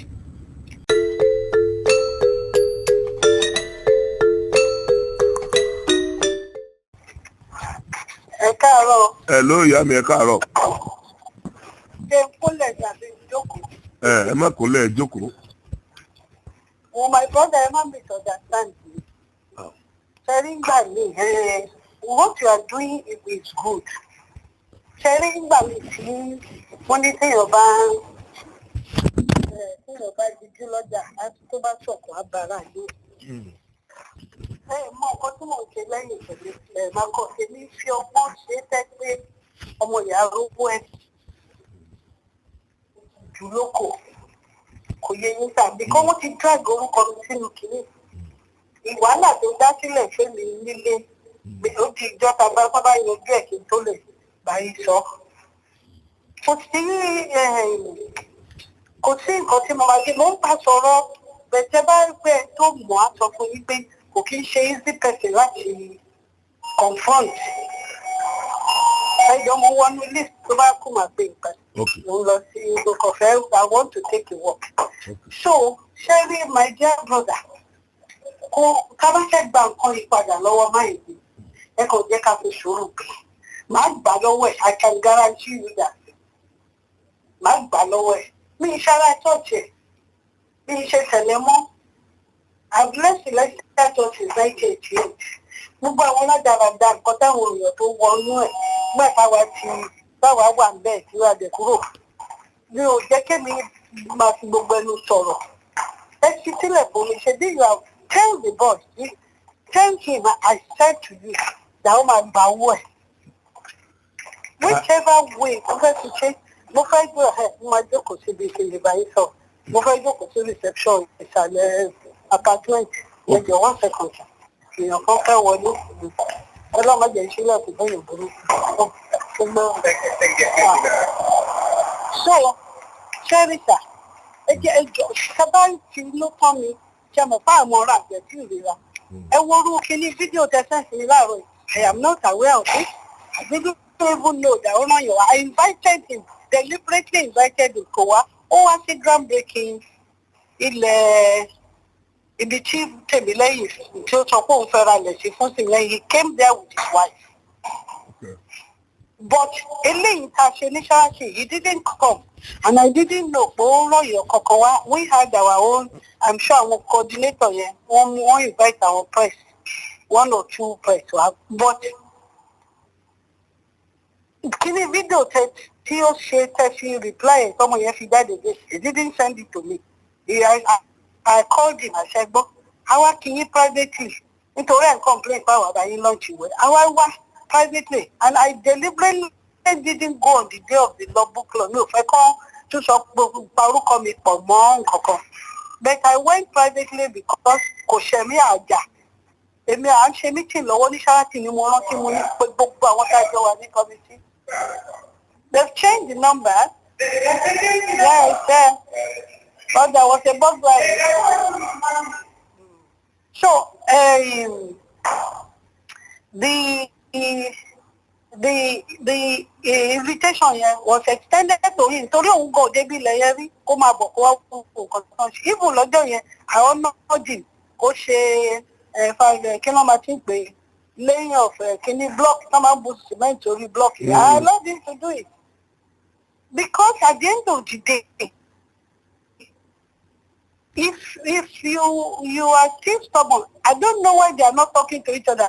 They say, "Mo pe nígbà kan tí mo bá yín sọ̀rọ̀, my dear brother, if you remember, wọ́n ní ìlú kan náà ní Marcus àtọmọ ìdí wà." And it is something more deeper than táwa mọ̀ outside owó ló pa wọ́n pọ̀. Up to the point pé ó fẹ́ fẹ́ ọmọ Marcus àbí Marcus ní kó wá fẹ́ ọmọ òun. Gbogbo jágbàjàgbà I didn't want to get involved. But between you and me and the Almighty God, my brother, he will get his money. I see. Déètì tí mo wà tí mo ẹ máa gbọ́ta ẹ̀jẹ̀ ìsọdílẹ̀ sódà ẹ lè fọkàn mọ́ yẹn báyìí. Déètì tí mo wà guarantee tí a ti sọ̀rọ̀ lọ síwájú sọ̀rọ̀ sílẹ̀ ìgbà tí Marcus máa fún lówó ẹ̀ òun nìyẹn. Mo wá sọ fún yín mo fẹ́ fi kún láàrẹ̀. In case tí ò bá fún tí kò bá ní possible, I will call you and I will arrange for our lawyer to meet with you, meet with Timilehin àti lawyer and pay the money. There's a lot of things that needs to be resolved that I don't want to get you involved in that. Ṣé ìjà Timilehin àti Marcus kò tún máa gbowó yẹn pàápàá ṣé ó ti tán sà? My dear brother, tó bá gbowó yẹn ṣé òun gangan Timilehin sọ òótọ́ fún yín? Mi blame ẹ. Ṣé ẹ máa gbọ́ ṣé Timilehin jẹ́ lówó kankan ni? Ṣé Timilehin ní nǹkan kan tó ṣe pamọ́ sí lọ́wọ́? Bẹ́yìn náà ṣe ń sọ yẹn, nǹkan tó ń túmọ̀ sí nìyẹn. Ó ń túmọ̀ sí pé bí ẹni pé owó yẹn lẹ́kàn rí nǹkan tó le ju owó yẹn lọ wà lẹ́yìn ẹ̀. Nǹkan tó ń túmọ̀ sí nìyẹn. Ẹ máa gbọ́ sà, ẹ má ṣì mí gbọ́ o. Kò túmọ̀ sí bẹ́ẹ̀ lọ́dọ̀ mi o. Ọtí Timilehin sọ ni pé ó ní kó wá fẹ́ ọmọ. Ṣé mo pé the other money láàrin wọn tí Timilehin ni ó yáwó lọ́wọ́ o? Bẹ́ẹ̀ni. Ẹ bá yàkọ̀ bẹ́ẹ̀ni. Mi kọ̀ọ̀kan ṣe rí tí mo dá sí ní ọ̀rọ̀ owó ilẹ̀ tí wọ́n wá ti link mi up pẹ̀lú mo dẹ̀ sọ fún yín mo lè resend ẹ̀ sí that Marcus ìgbà tó wá bá wa sọ̀rọ̀ lẹ̀ kò sọ pé òun fẹ́ ra lẹ̀ fárátà ó ní ọmọ òun sọ̀rọ̀ mi yẹ yín and as I said to him there are other things tó tún wà pẹ̀lú ọ̀rọ̀ ilẹ̀ ọmọ ẹ̀ kò ń ṣe ilẹ̀ ọmọ ẹ̀ láàrin àwa àti Marcus but ká dín pẹ̀lú gbàtàdé tí wàá yọjú síta sí pé Tìmílẹ́yìn ló ń kówó fún Marcus ó dẹ̀ fi evidence hàn tó fi kówó fún ó fi hàn yín òun wá sọ́fíìsì ni ó confam pé òun kówó fún kò ṣáà lè máa parọ́ ó fi etí ti bẹ̀ tán náà fi sẹ́ndì sí padà pé gbogbo owó tó san fún òun ti san so transaction yẹn. Kò sanwó fún mi ní ìgbà kọ́bọ̀ lọ́wọ́ èmi àti Mr. Akintonde ó lóun sanwó sí company wa. Ẹ ṣe rí àǹfẹ́ ìgbẹ̀yẹ ni mo fẹ́ ni mo bá òun Marcus sọ pé owó tó san fún mi jọ ẹ̀. Naira ó sọ pé owó Tìmílẹ́yìn ni. Ṣé wọ́n bá refund ẹ̀ fún ẹ ṣó máa fún ọmọ yẹn? Ó dẹ̀ ní ìgbà báyìí lòun máa dé lòun máa wà lù. Tí wọ́n bá ti refund owó yẹn fún un òun á dá padà fún. Madam ó ń tàn wá jẹ nìyẹn ó ń tàn wá ó tẹ máa jẹ́ pé gbà tó bá dé wáì tó máa jẹ́ pé gbà tó bá dé ṣẹ́rí ẹ máa gbọ́ mọ́ ẹ jẹ́ kí n jẹ́ sọ̀rọ̀ yìí délẹ̀ kí mi náà wá sọ.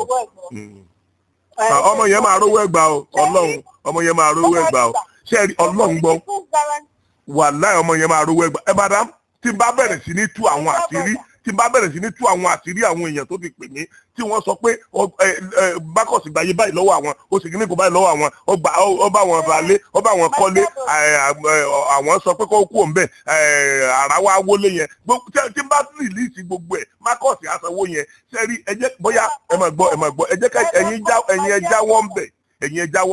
àní òsínbà tẹ bá ṣe bẹ́ẹ̀ ni orúkọ mi ṣe Tìmílẹ́yìn mi. Ṣé mo ń bọ̀ mà ṣé owó tó sọ fún kọ́mpìnì yín ṣe bí lẹ́yìn fẹ́ dá padà yẹn ṣé bí transfer ni owó nígbà tí kì í ṣe pé bí yẹn bá transfer owó sí mi ó máa ní rìsíìtì èmi máa ní rìsíìtì. mo gbọ́ pé mo ti yín o ṣe bí mo ti bá Marcus sọ̀rọ̀ ó ti bá mi sọ bó ṣe máa dáwọ́ ọmọ yẹn padà ẹ̀ẹ́dẹ̀ fún mi yẹn ṣe.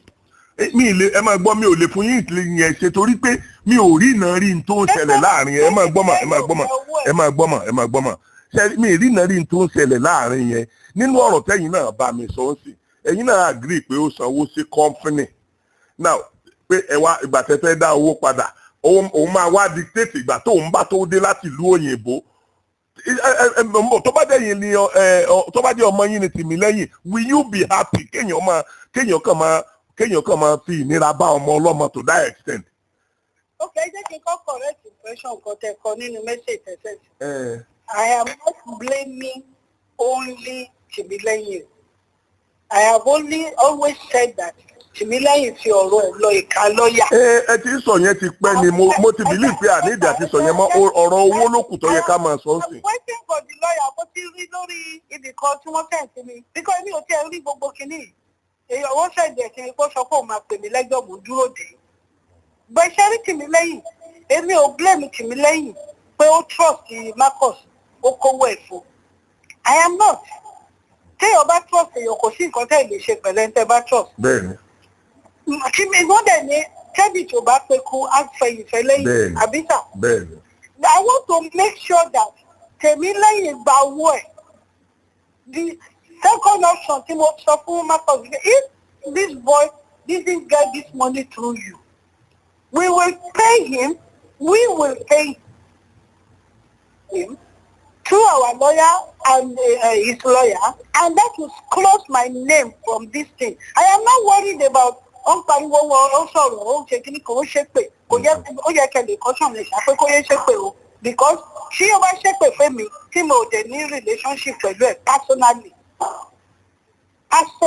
sir èpè lè má jà mí o but I am saying tó bá jẹ́ mi ni mo bá sọ ma wọ́n gbẹ́ ẹni sọ̀rọ̀ má ṣépè mọ́ they are so the fact of the matter ṣé ní gbogbo yòókù ló ti bẹ̀ yín náà ó ṣàmọ̀ pé mo bẹ̀ yín lọ́jọ́ kan mo ní téèyàn bá wá owó lọ tó bá pàdé yìí lọ́nà mi mọ nǹkan tó wà láàrin èèyàn àti Marcus you are very very angry with him I don't want to use the word bitter. I don't know Marcus before 20th of January 2023. I am telling you before the Almighty God that I serve. So me mori tó jù bẹ́ẹ̀ lọ. Ẹ wo ó wà ní UK ṣé ó lóun ṣe book launch on the first. I didn't go because nǹkan mi ni mo bá wá ṣe ń tèmi. So I cannot leave what I'm doing. My lọ sí book launch. Èyí tí mo wá privately láti support ìwé tó ṣe. Òun ló lọ gbé sórí television kò sọ fún mi pé wọ́n ti ẹ̀rín kọ́ ju ìtọ́ máa lọ fi sórí television. I saw somebody àwọn tó máa ń lo phone. Gbogbo àwọn èèyàn tó ń ṣe fóònù jẹ́ èyí fún àwọn tó tẹ̀lé mi lọ àwọn àbúrò mi kan àwọn náà yà fún bàtà délé tá a ṣe ẹ̀ pé kìíní kan ṣó bẹ́ẹ̀ nígbà tó ti lọ gé sí wẹ́wẹ́ mo sọ báyìí mo pọ́nlé all I said was you are a kind man Mr. Marcus but you are a very stubborn man. Àgbàlagbà tó bá wà bẹ́ẹ̀ kábíyèsí kan wà bẹ́ẹ̀ lọ́jọ́ yẹn I understand nǹkan tí mo mean by he's a stubborn man. He's a very stubborn man. He could have called the boy. I did all that the whole of last year. Pé ọmọdé yìí sọ fún kó ní sùúrù má máa threaten ẹ̀ mọ́ ó lóun threaten òun ó lóun ò threaten ẹ̀ bóun ṣe máa sọ̀rọ̀ yẹn and everybody knows pé bó ṣe ń sọ̀rọ̀ yẹn but between you and him I don't know what is that difficult. You say you have not met him. And why is it so hard for you to have you tried to contact him, sir? Ẹni yẹn gan ló kọ́kọ́ contact mi rí àwọn náà kọ́kọ́ contact mi rí láyé mi ò bá wọn sọ̀rọ̀ rí. Bẹ́ẹ̀ ni èmi kàn ń sọ̀rọ̀ lórí gbogbo àwọn èèyàn tó ń bú pé mo gbé program kan dání tí mo ń fẹ́ pé ká unite àwa Yorùbá bá a ṣe máa ń sọ̀rọ̀ ara wa ọ̀dà àwọn nǹkan tá a máa ń sọ fúnra wa nípa ara wa ọ̀dà so òun àti bọ̀bọ̀ Muslim kan náà wà ní Amẹ́ríkà Saheed náà ń pè gbogbo ayé lòun náà máa ń bú mo dẹ̀ sọ̀rọ̀ lórí ọ̀rọ̀ àwọn méjèèjì pé kíní yẹn is too bad ẹ̀yin nìkan kọ́ lẹ Saheed ìwọ nìkan kọ́ ló kéwú Tibetan ẹ̀yin nìkan kọ́ lẹ mọ̀ Bible so Bible tẹ wá mọ̀ tẹ fi ń condemn àwọn èèyàn yẹn ṣe fi gbogbo strength tẹ̀ ń lò lórí bíbú àwọn èèyàn lórí kíkọ̀ndẹ́mù àwọn èèyàn yẹn ṣe lò lórí agbára tọ́lọ̀ ń fẹ́ yẹn ṣe má jẹ́ ká àwa Yorùbá ò kì í jà sọ̀rọ̀ ẹ̀sìn ṣe máa pa àwọn kan lẹ́lẹ́bọ àwọn kan ní kinní kan gbogbo orú nǹkan bẹ́ẹ̀ yẹ kó dáa tó nǹkan tí mo sọ nìyẹn ó dẹ̀ pè mí nígbà tó dẹ̀ pè mí ó dẹ̀ ń bá mi sọ̀rọ̀ ọ̀rọ̀ tí ń bá mi sọ ó dẹ̀ fò fẹ̀rẹ̀ òun sun gọ́tà rí òun ṣe kinní kan rí òun ṣe kinní kan rí òun ṣe ọgbọ́n atọ́ abẹ́rẹ́ sí ní kọ̀ndẹ́mù ọ̀pọ̀lọpọ̀ àwọn èèyàn lórí ọ̀rọ̀ tó bá mi sọ mo wá dákẹ́ mo jẹ́ kó sọ gbogbo ọ̀rọ̀ yẹn délẹ̀ nígbà tó sọ gbogbo ọ̀rọ̀ yẹn délẹ̀ fídíò tí mo wá sí mo wá tírìtì ọ̀hún ọ̀rọ̀ tó sọ yẹn pé nígbà tí èèyàn sọ báyìí tí mo sọ báyìí ṣé ń tọ́yẹ kẹ́niyàn sọ tẹ̀lé ni ìgbà tí mo sọ báyìí ṣé ń tọ́yẹ kẹ́niyàn sọ tẹ̀lé ni ìgbà tí mo sọ báyìí ṣé ń tọ́yẹ kẹ́niyàn sọ tẹ̀lé àwọn nǹkan tí mo ṣe nìyẹn ntọ́ fi di tí mo fi dọ̀tá ẹ̀ nìyẹn mi ò rí mi ò mọ̀ rí àjọ ríra bí kankan rí so mi ò dẹ̀ pẹ̀lú àwọn nǹkan tó dẹ̀ sọ mi ìfẹ́ sọmọ rú ẹ̀ àwọn èèyàn gbọ́dọ̀ rí mi pẹ̀lú rú ẹ̀ ìdọ̀tí ni lọ́dọ̀ tèmi bó ṣe rí yẹn torí kò sí gbogbo àwọn bàbá Adébóyè everybody kò sí bàbá kankan tó ṣe dáadáa nínú gbogbo àwọn pásítọ̀ lójú ẹ̀ gbogbo wọn ló kọ́ dẹ́mu ló ń ṣépè fún ó ti predict pé pásítọ̀ Adébóyè máa kú lẹ́ẹ̀mejì so gbogbo orú àwọn nǹkan yẹn ó predict ẹni tí ó rí físà gbà ó predict ẹni tí ó lọ ìlú òyìnbó àfi ikú nìkan so now ọwọ́ tó díjà ẹnu pẹ̀lú ẹlẹ́ni yẹn mi ò dẹ̀ mọ́ rí kò mọ́ mi rí then kó tó wá di pé mo gbọ́ ọ̀rọ̀ ọmọ yẹn ìgbà tẹ́mi dẹ̀ ti dá sí ẹrí tẹ́mi bá dá sí nǹkan mo máa ń tọ́lu ètò conclusion ìgbà tẹ́ ẹ dá sí ilẹ̀ fi rí pé mo dákẹ́ pé madam mi ti dá sí wọ́n dẹ̀ ti bá mi sọ̀rọ̀ but ẹ̀yin ń sìn náà èmi náà ọ̀rọ̀ kan tí mi ò rí náà rí tẹ́lẹ̀ mo sì rí nínú ọ̀rọ̀ tá à ń jọ ń sọ ń sìn ni pé òkè lóòótọ́ lọ sanwó sí company yìí ẹ̀yin dẹ̀ ti ready àti dáwó padà. Must he now say ìgbà tó ń bá tó dé owó is transferable? Ẹ má ṣe mi gbọ́. Sherry, and I'm telling you this now, you can record it. Kò sí àṣírí kankan nínú ọ̀rọ̀ yẹn ju pé nígbà tí Marcus lóun ralẹ̀ fún ọmọ lọ́dọ̀ wa, there are other ilẹ̀ tó tún wà involved tó san owó surveyor and owó lawyer. Ẹ máa gbọ́rọ̀ mi sá o. So that is what I said is there, nothing more. Sherry bí kí n parọ́ fún yàn bí ìdẹ̀ kí n bo nǹkan tí ò dáa. Èmi kàn sọ pé Sherry tówó Tìmílẹ́yìn bá wà nínú owó tí Marcus sọ fún wa, ó máa gbà padà. I have told him that if this money that you pay to me belongs to Timilehin, not these ones that you bought, then you will give me an undertaking asking us to pay the boy. So ìyẹn ló wá difficult fún láti ṣe gẹ́gẹ́ bí òjíṣẹ́ Ọlọ́run. Onífòun bá dé ẹdúró sà, onífòun bá dé òun á fún wa. Ìgbà ilẹ̀ máa dé, ìgbà yẹn ló fún mi ní dé pé end of June. Òun á dé. Ẹ tún yẹn fi sùúrù gbèsà. Madam ọ̀rọ̀ yẹn ti kíní yẹn ti ń jìnnà jù. Mo sọ situation ọmọ ọlọ́mọ wà fún yín náà. Tó bá jẹ́ yín lẹ bí ọmọ yẹn, ń tẹ̀ ń sọ lẹ́nu ìkẹlẹ̀ máa sọ. Jọba jẹ́ mi ni mo fi ṣe kí n dá yín lò. Wàláì. Àtẹnilẹ́ ní ọ̀tà náà máa nà. Irọ́ nítorí situation tẹ̀yìn wà nítorí pé ẹ̀yin wà okay. Torí pé ẹ̀yin wà okay, you are okay. Kí ló ṣe Tìmílẹ́yìn sà? Irú èèyàn wo lẹ mọ̀ sí ìyá Tìmílẹ́yìn jẹ́? Sólówó ni ìyá Tìmílẹ́yìn ni. Ìyá Tìmílẹ́yìn may not be as rich as you are. So ó lè mọ̀ ní mínísì ẹ̀yìn but ó ní mínísì òun. Báwo ni èèyàn ṣe máa ń sìn báyìí? Àwa ní oṣù kelo la wà yìí. Tọ́mọ máa tẹ̀yìn máa dá inú oṣù keje. Ẹ dúró ṣé o pé mo fara balẹ̀ mọ́ nǹkan tó ṣẹlẹ̀ láàrin ìyẹn àti Marcus. Àti kì í ṣe nǹkan tó fàjà. Ṣèbí kò láìkí nǹkan tẹ́ sọ ni. Ó pè yín, ṣìṣọ́jọ́ òun ló pè yín. Whatever tó sọ angered you. Yes, move away from him. This issue, ẹ fẹ́ kọ́mọdé ìrówó ẹgbà. Èmi náà wọ́n ti wá gbàgé mi into it. Fine, sir. I am also saying to you, tó bàjẹ́ lọ sí court ṣe bá máa sọ fún adájọ́, a máa rówó lọ́jọ́ báyìí o. Adájọ́ dẹ̀ can make sure pasán lọ́jọ́ yẹn. Then now, mediation lẹ́yìn wà. You are mediating. Despite the fact that ó yọ lórí social media, ó yọ lórí kìnnì kan, you are mediating. And that's why I'm talking to you. Other people ti ṣàṣàbẹ̀ ti gbé sí kìnnì kan, ẹlòmíì kan, wọ́n ìbílẹ̀ kan kìnnì kan. You are mediating and you are using maturity to mediate by talking to me. She won't drag into it. And I said, fine. I put my name now online with you. That boy will do Amari owó ẹgbà.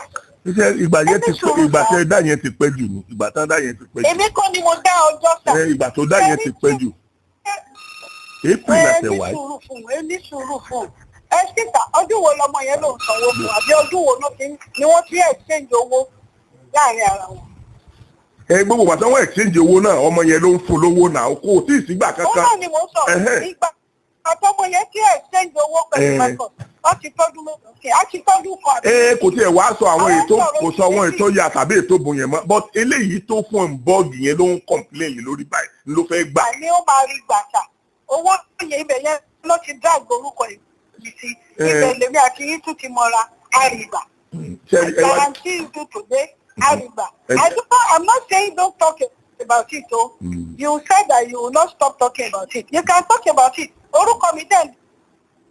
I can't do anything about it. I am pleading with you to give me time to retrieve the money from èmi tí ẹ lè má dárúkọ yín torí sẹ́rí mo ti ní more than enough. Ẹ̀sọ́ ti gba àwọn èlòmíì. Okay, èèyàn mélòó ni afẹ́wá believe ọ̀la fẹ́ mọ̀. Tí Marcus gbowó lọ́wọ́ ẹ̀ tó bá wọn kọ́lé. Tí wọ́n ní kí n dárúkọ àwọn tí wọ́n ní àwọn rẹ́dì láti ṣe fídíò pẹ̀lú mi but àwọn èèyàn bá mi sọ̀rọ̀ pé Sokoti ẹ má jẹ́ kí máa yókù ẹ̀yin náà bá mi sọ̀rọ̀ pé ẹ má jẹ́ kí kíní ọ̀rẹ́ mi lára kí n gbàgbé lórí ẹ̀ kí n ṣe kíní kan but sísìn ó ti wá hàn pé he doesn't want to pay the money kí ló stop ìwọ ló jẹyàn lówó kí ló stop ẹ láti lè pe ọmọ yẹn pé ìgbà báyìí máa fún ẹ lówó ẹ. Ọmọ yẹn ló sọ fún èmi pé òun ò ní bá sọ̀rọ̀.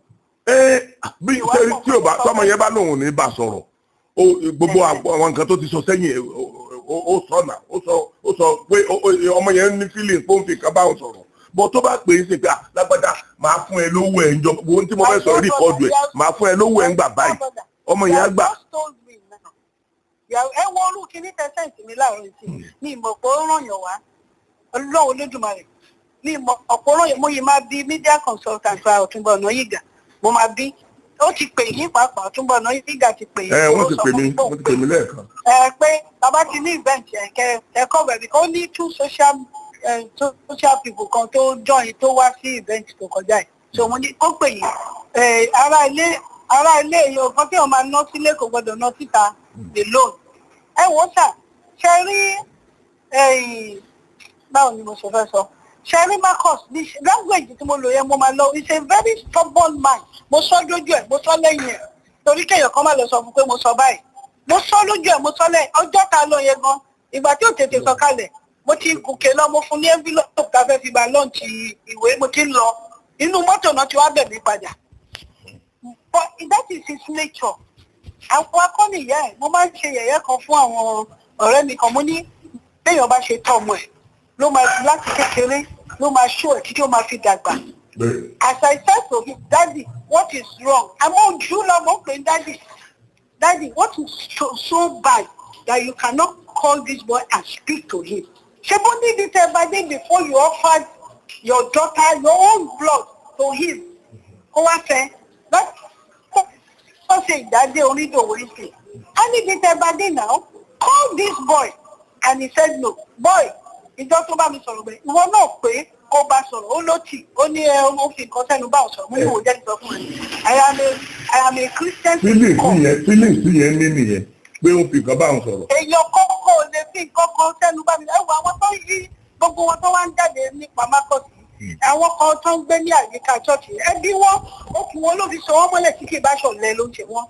Those who are coming on the way from America. ẹ̀yin ẹ má sọ bẹ́ẹ̀ o ẹ̀yin lẹ lè ro bẹ́ẹ̀ yẹn o etí ń bẹ lẹ́yìn ẹ̀fà ó ju ègbé lọ o. Ṣé ẹ bìlíìfù nínú nǹkan bẹ́ẹ̀ yẹn? Mo bìlíìfù nínú ẹ̀ ọmọ Yorùbá lè mí so many things ni mo ti rí tó sojú mi báyìí tí wọ́n ń fi oògùn control yes mo fi Ọlọ́run Lédùmarè búra. So many things sẹ́rí bàbá mi wọ́n jìjọ jagun Àgbẹ̀kọ̀yà ogun Àgbẹ̀kọ̀yà bàbá mi gangan tó bí mi gangan ní ogun gan wọ́n jìjọ ja ogun Àgbẹ̀kọ̀yà ni so àwọn ọ̀rẹ́ wọn gbogbo àwọn ọ̀rẹ́ wọn tán jóló sàṣà tán bá ń sípa ọdẹ ní ọ̀dọ̀ wa mo mọ tó máa ń ṣẹlẹ̀ ńbẹ̀ so mo mọ. èmi kàn rí kiri nínú àìmọ̀kan nìyẹn. no àìmọ̀kan kọ́ sẹ́rí sẹ́yìn ọba ti drag ara ẹ̀ sí èèyàn ò lè ní problem kankan pẹ̀lú ẹ̀ nígbà tí wọ́n bá ní kéèyàn wá wọ ẹgbẹ́ ni gbàtọ́ bá sínú ẹgbẹ́. ẹ wo fídíò tí mo sẹ́ǹtì mi láàárọ̀ yìí ẹ mọ̀ dí tí mo fi kọ́ àwọn ọmọ nílẹ̀ yẹn lọ sí gbòòrò ká bá ti fún wọn lówó ní kọ̀rọ̀ wọ́n lọ pínra wọn sí méjì àwọn kan wá máa ṣe bíi tọ́ọ̀gì láàrin wọn ká bá ti fún wọn lówó ní kọ̀rọ̀ so this time around owó ta fún wọn jọ yẹn was for the next 10 years mo nídìí láti ná owó extra owó láti gbé wọn wá sí gbòòrò láti gbé wọn sábẹ́ tẹlifíṣàn àti limelight bẹ́ẹ̀ kò wọ́n gba owó ní ìjọ yẹn pamsec méjì láti aláùsá surveyor general kan tó rìtáyà dig tó rìtáyà mo mú wá síbẹ̀ mo sọ fún gbogbo wọn ṣe rí àwọn tó jókòó yìí wọ́n witness pé ẹgbẹ́ dig yẹn ló fún wọn ní check tí wọ́n fi fún wọn ní owó the next 10 years wọ́n dẹ̀ sign document nítorí I couldn't believe that these people tó bá gbowó lọ́wọ́ wa tán the first time tá a máa sanwó fún wọn ilé kábíyèsí Èjìrè láti sanwó fún wọn. My dear brother àwọn conservator àti àwọn tó fẹ́ ṣe títì sórí ilẹ̀ yẹn wọ́n lọ síbẹ̀ ẹ bá rí bí àwọn ọmọ ní àwọn kéékèèké wọ́n ṣe yọ àdá àtọ̀bẹ ọpẹ́lọpẹ́ baálẹ̀ kan wà bẹ́ẹ̀ jọ ìbálẹ̀ ṣẹ̀kúngbà bàbá àgbàlagbà tá a sọ pé 99 bàbá yẹn ló save life àwọn bíbò yẹn so láti gbà yẹn mo sọ fún ọ pé ẹ náwó ilé ìkan ìwà padà wá ọdún yìí ló pé 10 years wọ́n gba ti bí so wọ́n wá gbà another 10 years mo ṣe ní òkè gbóró níta kó wọn lọ mo send the boss sí wọn ẹ kó gbogbo èèyàn yín máa bọ̀ tó bá fẹ́ gbowó yìí o kọ́ máa ní lẹ́sẹ̀ rí èrò tó jókòó yẹn sà. ṣé tí ọ̀rọ̀ owó láyé yìí nǹkan tó máa dá sílẹ̀ apá owó gan ní ká. ṣé rí ẹ bá ti fún mi ní ilé ìṣe má gba owó yẹn fún Timilehin. ṣé ẹ rí mà. mo fẹ́ ṣé rí ìdí tí mo fẹ́ fi máa bá Timilehin sọ̀rọ̀ fúnra mi is because the last time tí mo bá sọ ọ̀rọ̀ ṣe ló bú mi. Mi kì í ṣẹgbẹ́ rárá. ṣé rí èèyàn á ti rí yẹn pé ṣé rí mà tí èmi pẹ̀lú yín tá a bá jọ wà níbì kan. Ṣé kájẹ́mi ló kówó fún directly mi Mr. Akintonde bó tiẹ̀ kú káwọn èèyàn yá mi wọ́n bá mi san Marcus ló kówó fún. I have spoken to two lawyers, I have spoken to judges, they said, okay, whatever relationship the Marcus need to káwa clean it up. Tábà ti clean it up pẹ̀lú ẹ̀ kóun lọ clean the relationship pẹ̀lú Timilehin. And I agree with that. I am also just saying that because you are now talking of all the people to gbé kini jáde blog jáde, you are the only person talking to me, and I'm talking to you sincerely before the Almighty God. What they are going to come is fine. Please, sir. Ẹ jẹ́ kí tìmí ẹ sọ fún bẹ́ẹ̀ bá tẹ̀ yìí máa gbé other thing pa Marcus ẹ máa gbé. But ẹ jẹ́ kó wà wẹ́ àpò èmi ni mo sọ fún yín kó máa rówó ẹ̀gbà. Èmi mo àṣọ yín láàárọ̀ mo tún rí àṣọ yín again mo ti rí àṣọ yín tẹ́lẹ̀ máa rówó yẹn gbà. Ẹ kò jẹ́ ká rọra kájà ẹ jẹ́ ká sọ̀tì á rí owó ẹ̀gbà sà á rí owó ẹ̀gbà. But ẹ jẹ́ kí n béèrè kíní kan bí kì í bá ṣe ṣẹ́rí stubbornness yẹn ó níbi tó yẹ kó mọ̀ gbogbo àwọn sọ́jà máa ń stubborn wọ́n máa ń stubborn lórí òtítọ́ pé mo wà lórí èmi gan náà bí mo ṣe wà yìí tí n bá wà lórí òtítọ́ kò mọ nǹkan tí èèyàn lè bá mi sọ mo máa dúró lórí ibi tí mo wà yẹn ni bí mo ṣe máa ń ṣe nìyẹn. Now nísìnyí òun fúnra ara rẹ̀ ń sìn gàgàgàgàgà sí ọ̀rọ̀ owó dá ọ̀rọ̀ àtẹ́ni ẹ̀sán ẹ̀yin ti jẹ́ ká mọ̀ nípa pé true rẹ̀ lè máa sanwó owó tó wà lọ́dọ̀ tí yín. Now kẹ́mọ̀ fẹ́ sọ́ọ̀sì pé ó sẹ́ndì copy check tó fi sanwó sí bẹ́ẹ̀ni ó sẹ́ndì gbogbo àwọn aláàtì tó fi sanwó fún yín. Wọ́n ti ẹ wo sà check tó fi sanwó fún wa transfer tó fi sanwó fún wa sí àkáǹtì leader ẹ má wọrí gbogbo yẹn ṣé ní bó ṣe sọ fún wa yẹn la máa ṣe sọ fún padà. But as I said, the other things, the other role. So if owó Timilehin bá wà ńbẹ̀, I have asked him nínú owó tẹ́ sọ fún wa. Ó yẹ káyìn ló tó máa béèrè pé bóyá owó Timilehin bá wà ńbẹ̀ ẹ ló sọ pé ọmọ òun fẹ́ ra lẹ̀kọ́ dẹ ọmọ ẹ̀mí ò dẹ̀ tí ì yọjú lẹ́yìn Timilehin tẹ́ ẹ gbọ́ yẹn so automatically ó yẹ káyìn náà mọ̀ pé owó Timilehin ni owó yẹn. Ẹ dúró sà tẹ́ bá fẹ́ ṣe clarification. Nǹkan kí any answer tó bá fún mi somebody has come out and said owó òun wà lọ́wọ́ ẹ̀.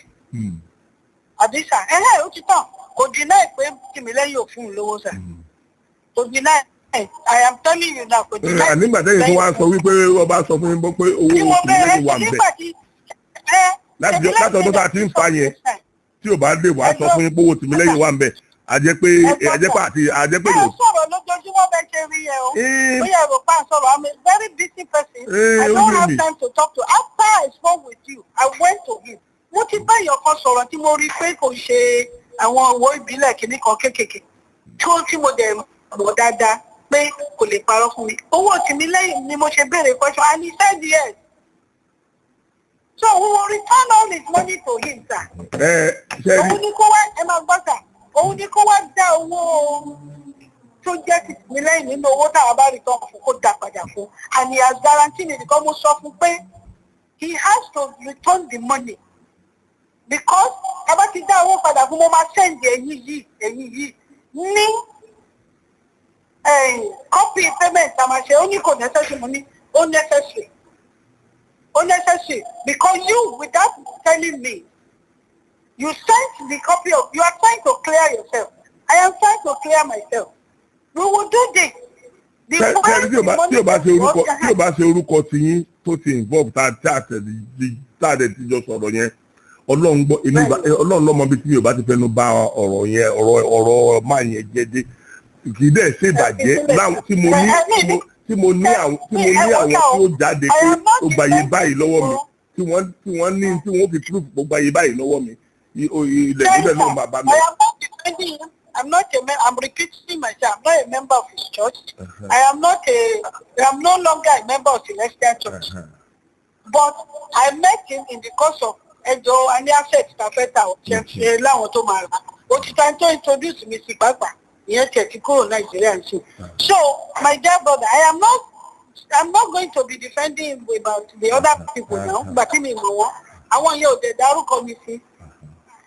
Àwọn yóò dẹ̀ dárúkọ mi sọ̀rọ̀ náà òun nìkan ṣe àwòrán. Nígbà tí àṣírí ẹ̀ bá bẹ̀rẹ̀ sí ní tú bóyá yóò wálé láti London láti wá kọ́ sórí yanjú yẹn náà ni o bóyá yóò dẹ̀ gbà kó máa continue bẹ́ẹ̀ lọ ni o. Ta ló ń jẹ́ 5 star yẹn sà 12 star bí kílè tí mo rí. Èmi ò mẹ́ni yẹn. Èmi ò mọ̀. Wọ́n àjà láyé yẹn. Ó máa ń kó oríṣiríṣi àwọn blogger káàkiri ni.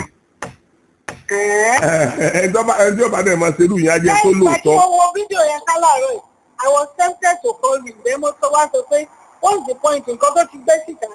Báwo ló yẹ yóò ṣe lè wá sí ẹ kó record ẹ kó gbé síta? It's against the law. You cannot do that. But he has done it and there is no law in Nigeria tó lè mú pé ó ṣe nǹkan bẹ́ẹ̀ yìí. Private visit. Àwọn ẹni ẹlẹ́ni tẹ́ bá mú àwọn èèyàn tí àjọ ta lọ ṣe meeting kí ní ọ̀rọ̀ ìrùbẹ́nì yẹn là ń ṣe o. Bank manager kí ní kan gbogbo àwọn tó wá láti big bank. Ní mo ní àẹjọ wọn ní mo fẹ́ sáré jáde gbogbo wọn ní bóyá mi ní padà wá mọ́ ṣẹlẹ̀ mo báwọn èèyàn tó bá wá fíbọ̀ mo ní mo ń lọ sí Dubai wọn láwọn á tẹ̀lé mi bó ṣe tẹ̀lé mi nìyẹn. Bàtà débẹ̀ la bá wọn photo chair because I have already told him I will come. Ní mo rí wọn photo chair mo ní Daddy that shop for almost 2 hours so almost an hour láti dúró táì jókòó táì ṣe nǹkan kan. Ìgbà tá a ti ń lọ ni mo lọ síbẹ̀ láti lọ dágbére. Bẹ́ẹ̀ nígbà tó tún wá post ẹ̀ kò di sí ìsà kò tiẹ̀ send mi copy nǹkan tán post. Mi ò rí fúlẹ̀ àfìgbà tí mo rí ẹ̀yìn àti Timilehin. Nítorí pé ó ti mọ̀ pé ẹ̀yin praise ẹ̀ pé léèyàn dáadáa ẹ sọ nǹkan oríṣiríṣi ẹ̀. Àsábẹ̀ gé kìíní yẹn ni o. Mo ní you are a kind man. I use the word kind man. But a very stubborn man. Àsábẹ̀ kan ló bá ṣe bí wọ́n ṣe gbé jáde ni mo tẹ́lẹ̀ sí yẹn. What I said it's a long sentence of saying that I thank him for knowing him and for the iṣẹ́ Olúwa tó ṣe. But there is one thing that I think he should look into. That you are a kind man, but very stubborn. And so by stubborn, kò sí nǹkan tí ò lè dàrú ẹ̀wọ̀n ó ṣe dàrú ara ẹ̀rú báyìí. Because tí o bá ṣe stubbornness tó pe ọmọ yẹn, bá ṣe ní kò pé, kò ní sí gbogbo ọlọ́gbàràgbà yẹn. Wàláì kò ní sí. Láàrin wọn tó ti bẹ̀rẹ̀ náà ló máa parí ẹ̀. Bẹ́ẹ̀ni. Nípa ọmọ yẹn tún ta bá ẹlòmíì ta bẹ́ẹ̀ mi ta kíní. Gbogbo àwọn tó ń yọjú yẹn sà. And that's why mo sọ fún lọ́jọ́ kan. Mo ní you surrounded yourself with nínú ọ̀rọ̀ Timilehin ni o. You surrounded yourself with people who laugh and smile. But they don't have inú dídùn sí ẹ. Why are you not looking spiritually too? I was a superior senior prophetess in Celestial Chokun tó dé. So I say, why don't you look around you? Around me in the past 10 years, what is your refinery? One day, sir, I discouraged myself from certain people. I discouraged myself from certain people. Because we'll find out pé Yorùbá kan tí mo ìkùlé lọ́tà wà. Ilé la ṣe ní gbé. So bí iṣẹ́ mú kíní yẹn sọ́wọ́ síwájú báyìí, bẹ́ẹ̀ ni wọ́n bá mi fẹnu fà sẹ́yìn. So the day the Holy Spirit showed me, look at, I just said, okay, fine. I discouraged myself, not bother anymore, not bother. And I had a job. Oh, actually, already phone me, and she already wanted that more. Already phone me, but what I'm going to come for discovery. Hello, how are you? Can you go to your mate? I'll tell you, can you call it? Me, I can stop anywhere. Along by what she cannot make any WhatsApp today. Actually, no one there to credit to the phone. But I discouraged myself, so I told him. All this, everybody, you just, now we have encountered a small boy. Look at how the small boy told boy like go. Now you said you call your son, you call your father. What is that lamb? But it's one thing can solve for you. It's another thing. But she being content is so good now. Encourage the book about what I tell you. Come out for our neck, come out for sure. Don't you want that? And what we talk about? And what I told I move for it. And what I told I move for it. So, I mean, I live with me, sir. Marcus Timilehin go away the one Marcus. That barrel long. Agba. Owó ilẹ̀ tó san fún àgbà. Sẹ́rí, mo agree pẹ̀lú yín pé àgbà bẹ́ẹ̀ sí promise. Àní àsìkò tá a wà yìí sí July ó ti pẹ́ jù. Àní kò ṣe bá sọ̀rọ̀. Nígbà tí kì í ṣe tí ò bá ṣe àìṣe bá sọ̀rọ̀ yẹn náà ló máa kó bá. Ẹ dúró sà, ó lóun máa dé títí end of June. Èmi ni mo sọ pé òkè títí end of June. Ó kéré ó pọ̀ kíní kan aṣáàríra. Before, because I have no plan, and I'm telling you, I'm the kind of going to that place again. After it was for me, I have no plan. But because of Timilehin, I will go there, sit down with him, check, you know what else so for me done. They want to check transfer it. Like you rightly said, transfer back in, you only want to Jamaica, the South Pole, go find ahead. The actually push a fire maybe she ma bacheta. Job, buy a Timilehin is Timilehin, near Yoko, near Jejuko, Arrow. Oh, not of it, but all that to me for my dinner was on you. On the end of a minimum few days, Lenori. Ilé àtànímẹ̀lẹ̀ àtànọ́mà náà kò sáṣẹ̀ ní méjì lọ́rẹ̀ sọ. Ara màmá àtàbọ̀ ìyẹn ni mí èyàn ò lè nàyàn kéèyàn ò ní kó má ké. Ẹ máa gbọ́ mí sọ mo ní ara màmá àtà ó lè mí anything ló lè ṣe lórí ẹ̀ ló because inú ẹ máa gbọ́ ṣé bẹ́ẹ̀ nìkan lẹ̀yìn bá ẹ bẹ́ẹ̀ tó jẹ owó gangan lẹ̀yìn bá sọ̀rọ̀ tí ó gbà yẹn. So bẹ́ẹ̀ tó jẹ owó tí ò bá wá gbà. So kí la ṣe wá ẹ fẹ́ enforce ẹni tí wọ́n jẹ lówó. Mo tún fún yín ní second option o. Mo ní tí kò bá gbà. Ṣebí mi àwa ní lọ́ọ̀yà. Nítorí ní lọ́ọ̀yà.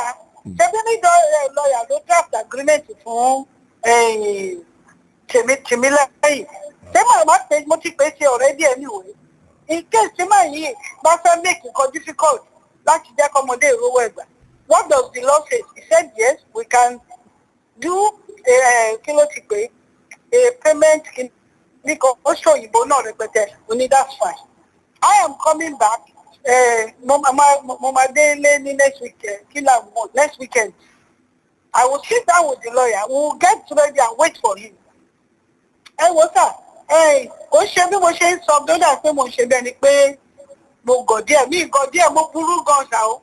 Bẹ́ẹ̀ mo burú irú tiẹ̀ yẹn pé I will know when I am wrong and say sorry. Kò ní bàjẹ́ fún ṣẹ́rí tó important láyé nìyẹn tí èèyàn bá mọ̀ pé wà láìsẹ̀ mọ̀ pé èèyàn lè máa sọ̀rọ̀ tútù ńgbà míì tó jẹ́ pé nǹkan yẹn máa pẹ́ ju iye ọjọ́ tó ń promise yìí gan lọ.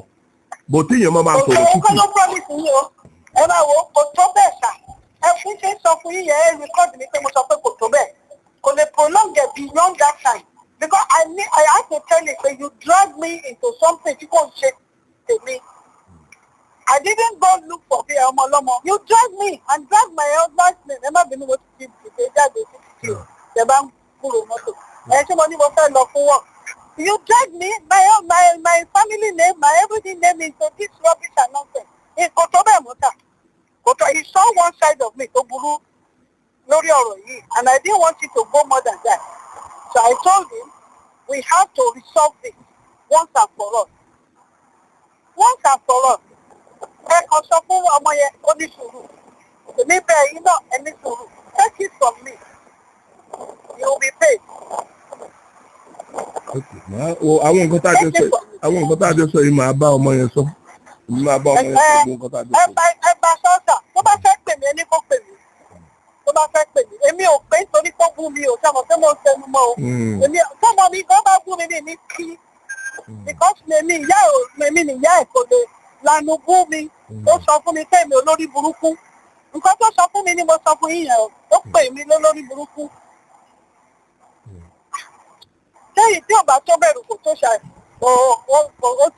Tí ò bá tó ṣáájú kó tó bẹ̀rù. Ara ń ta fáì. Ọlọ́run má jẹ́ kí èèyàn tí èèyàn bá dijú lọ́jà tó ṣòkò kó lọ bára léèyàn. Á jẹ́ gbéyẹ̀wò kó tó sọ orúkọ bẹ́ẹ̀. Bẹ́yìn ṣe lè think tó nìyẹn, òun lè mọ́ lè think tó bẹ́ẹ̀ jẹ́ bí ọmọ kékeré. Irú wa yìí máa ro kí ló máa tí ń bá sọ ilé kí ló máa ṣẹlẹ̀. Àwọn ọmọ kékeré yẹn tí wọ́n bá ti rí ìṣòro tó fẹ́ jìgàjẹ̀mí wọn lọ, kò sí wọn ń tẹ̀ sẹ́ńsọ̀ ara wọn. Wọ́n kàn sọ gbogbo tó bá tó bá. Ní ìgbèjà abákọ̀ọ́sẹ̀ ó torí mi mọ ọmọ ṣe pàdé ara wọn o.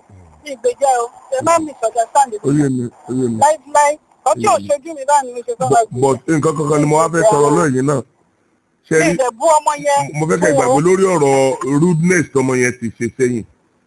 Mo ti gbọ́ ọ́, kí ni mo máa pa ńgbà tí àwọn ọmọ mi náà lè ṣerú ẹ̀ sàgbàlagbà náà. Tíyẹn náà bá bínú títí tí á fọ̀ bí. Á fọ̀ bí fún wọn náà, ẹ ṣe. Bẹ́ẹ̀ ni, Ọlọ́run Olódùmarè ò ní jẹ́ kí ìjọba ọ̀run ló dẹ̀ kú fáwọn àbáyà 74. Kí ló kù tí mò ń wá kiri títì? Bẹ́ẹ̀ ni. Nǹkan tó mò ń ṣe, nǹkan tó wù mí ni mo fẹ́ ṣe. From the video, ẹ̀yin á ṣe ní pé ilẹ̀ yẹn ò ṣe fake.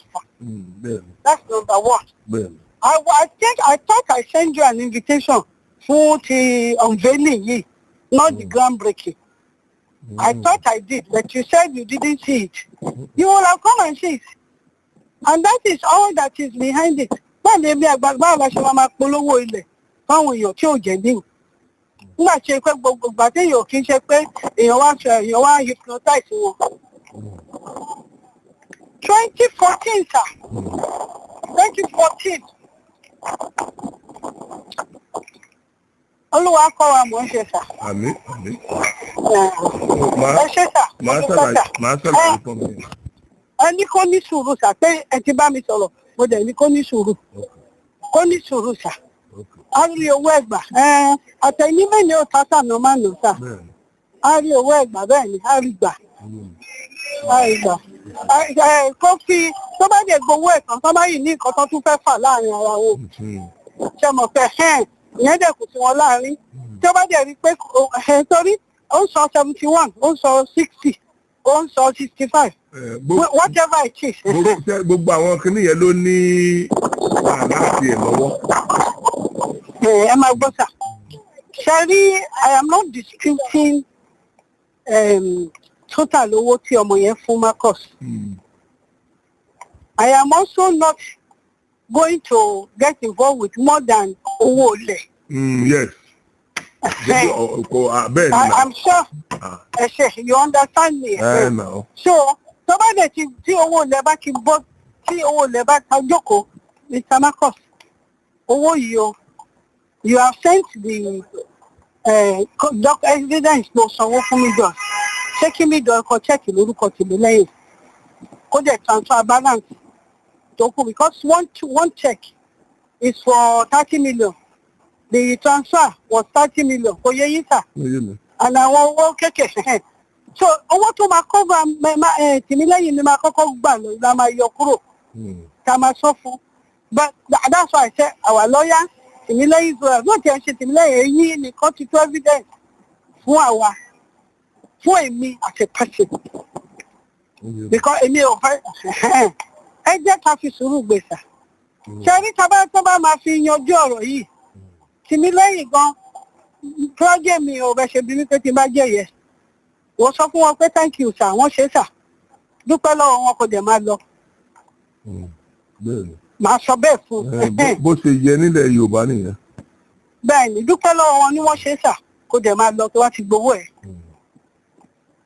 èmi ní tèmi o tó bá jẹ́ mi mo bí o tó bá jẹ́ mi mo bí bẹ́ẹ̀ ni sà. ẹ ṣé sà thanks for your time all the time mo dúpẹ́ o ẹ ṣé mo ní kí n take work lẹ́nu sátidé ẹ rò pé bíbá òtútù òdẹ̀ wa mú púpọ̀ mo tẹ̀ tí ń palẹ̀ mọ́ ẹrù mi láti máa bọ̀ mo kàn máa dúró máa lọ kí younger daughter mi pẹ̀lú bébì ìtàn ṣẹ̀ṣẹ̀ bíi last year màá kàn dé ní ẹ máa fi di next weekend màá bá wọn ṣe few days my last son ó máa birthday on 29 so yẹn máa wá bá wa so gbogbo nǹkan tí màá dúró ṣe màá tún kóra mi bọ̀ ó tún di October kí n tó tún gbọ̀dọ̀ bí i. pẹ̀lú ayọ̀ àtàláfíà lè máa dé pẹ̀lú ògo Ọlọ́run. Àmín sà àmín sà ẹ ṣé sà God bless you sà ẹ ṣé sà yes.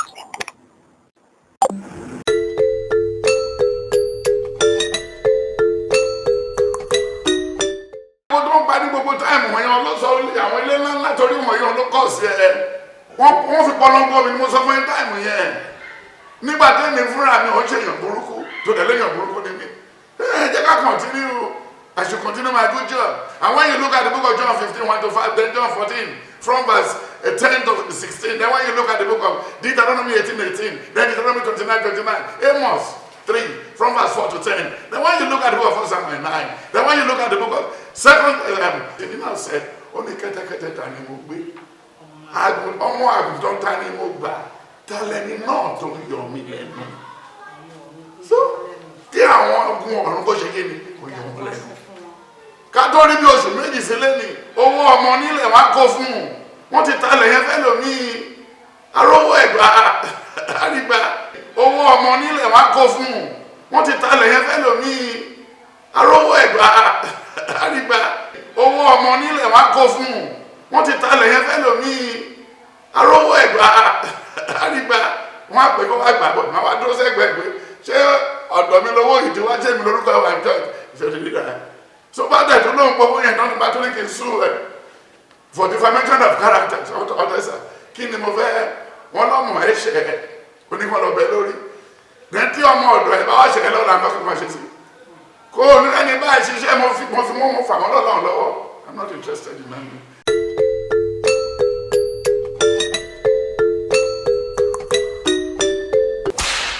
Was there anything that you are planning that Timilehin didn't know about?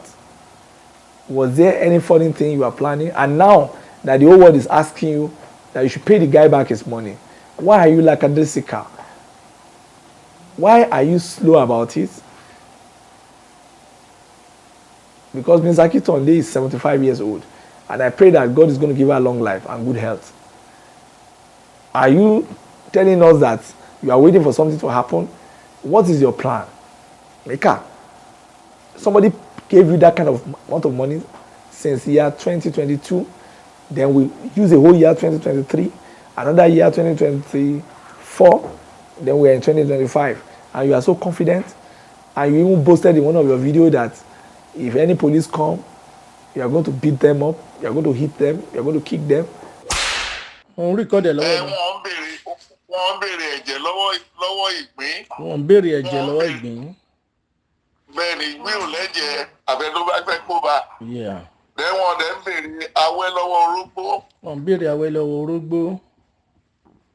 Aṣúfò ní tẹ́yẹ bá yàgbẹ́ sórí ilé èèyàn.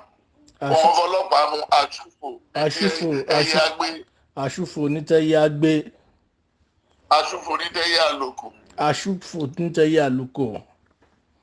Ọ̀rọ̀ tí ìdí bá bá ṣòkòtò sọ kò kí ń béèrè lọ́wọ́ ẹ̀. ọ̀rọ̀ tí ìgbín bá bá ṣòkòtò sọ kò kí ń béèrè lọ́wọ́ ẹ̀. ọ̀rọ̀ tí ìdí téèyàn bá yaṣọ sínú jeans wọ́n mú yàn wọ́n lù yàn téèyàn bá yaṣọ sínú aṣọ ẹ̀ wọ́n lù yàn. ok ọ̀rọ̀ tí ìdí bá bá ṣòkòtò sọ wọn kì í béèrè lọ́wọ́ ẹ̀. wọn kò ń béèrè lọ́wọ́ ẹ̀. èmi lábẹ́ ní àmọ́ láti kéèké ìṣó àwọn àjò lórí. ok mi. ọjọ́ báyìí ni kó parí kọ́ dànù. ok ma. kí adájọ́ báyìí kó dá mi láre. adájọ́ dá mi láre. èmi lágbájá ọmọ lágbájá. bẹ́ẹ̀ni orúkọ mọ́ mi ẹ̀. ok sir. kọ́ dá mi láre. kọ́ dá mi láre. wọ́n lè rúkun ẹjọ́ mọ́. kí má rògùn ẹjọ́ mọ́. Ó parí sá, wá wá tì í. Okay, má sir. tì í mọ́, má gbé dání tì í, gbé sórí tébù kò tì í. All right, má sir. tì í mọ́ àyà wá tì í pa. Okay, wá sir. tọ́jú ẹ̀ síbi kan. Okay, Lẹ́yìn sir. nígbà bí ìjọba tó wù ẹ́, wàá tún sọ padà sí i.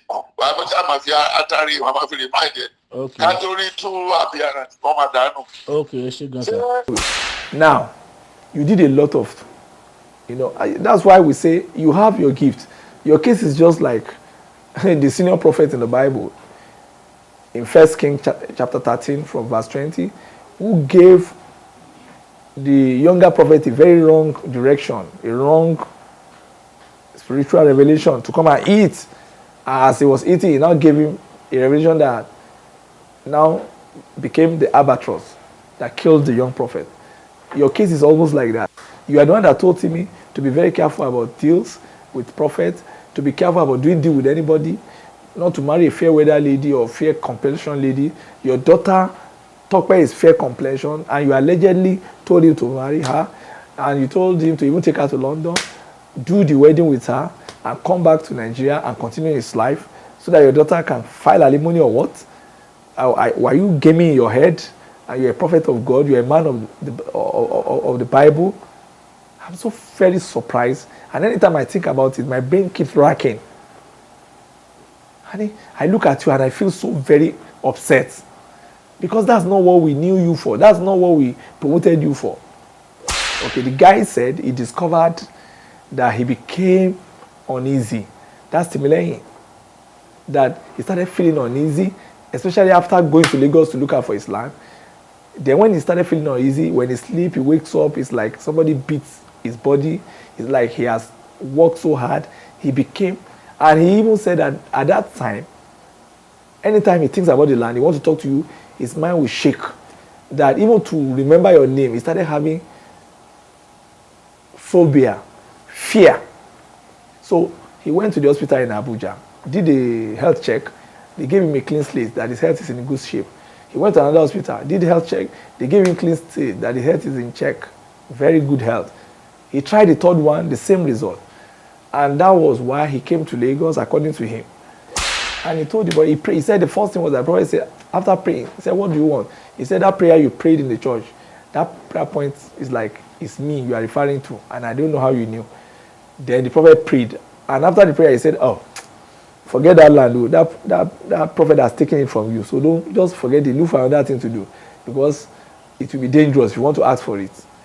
And Timilehin said he was like, daddy, owó yẹn pọ̀.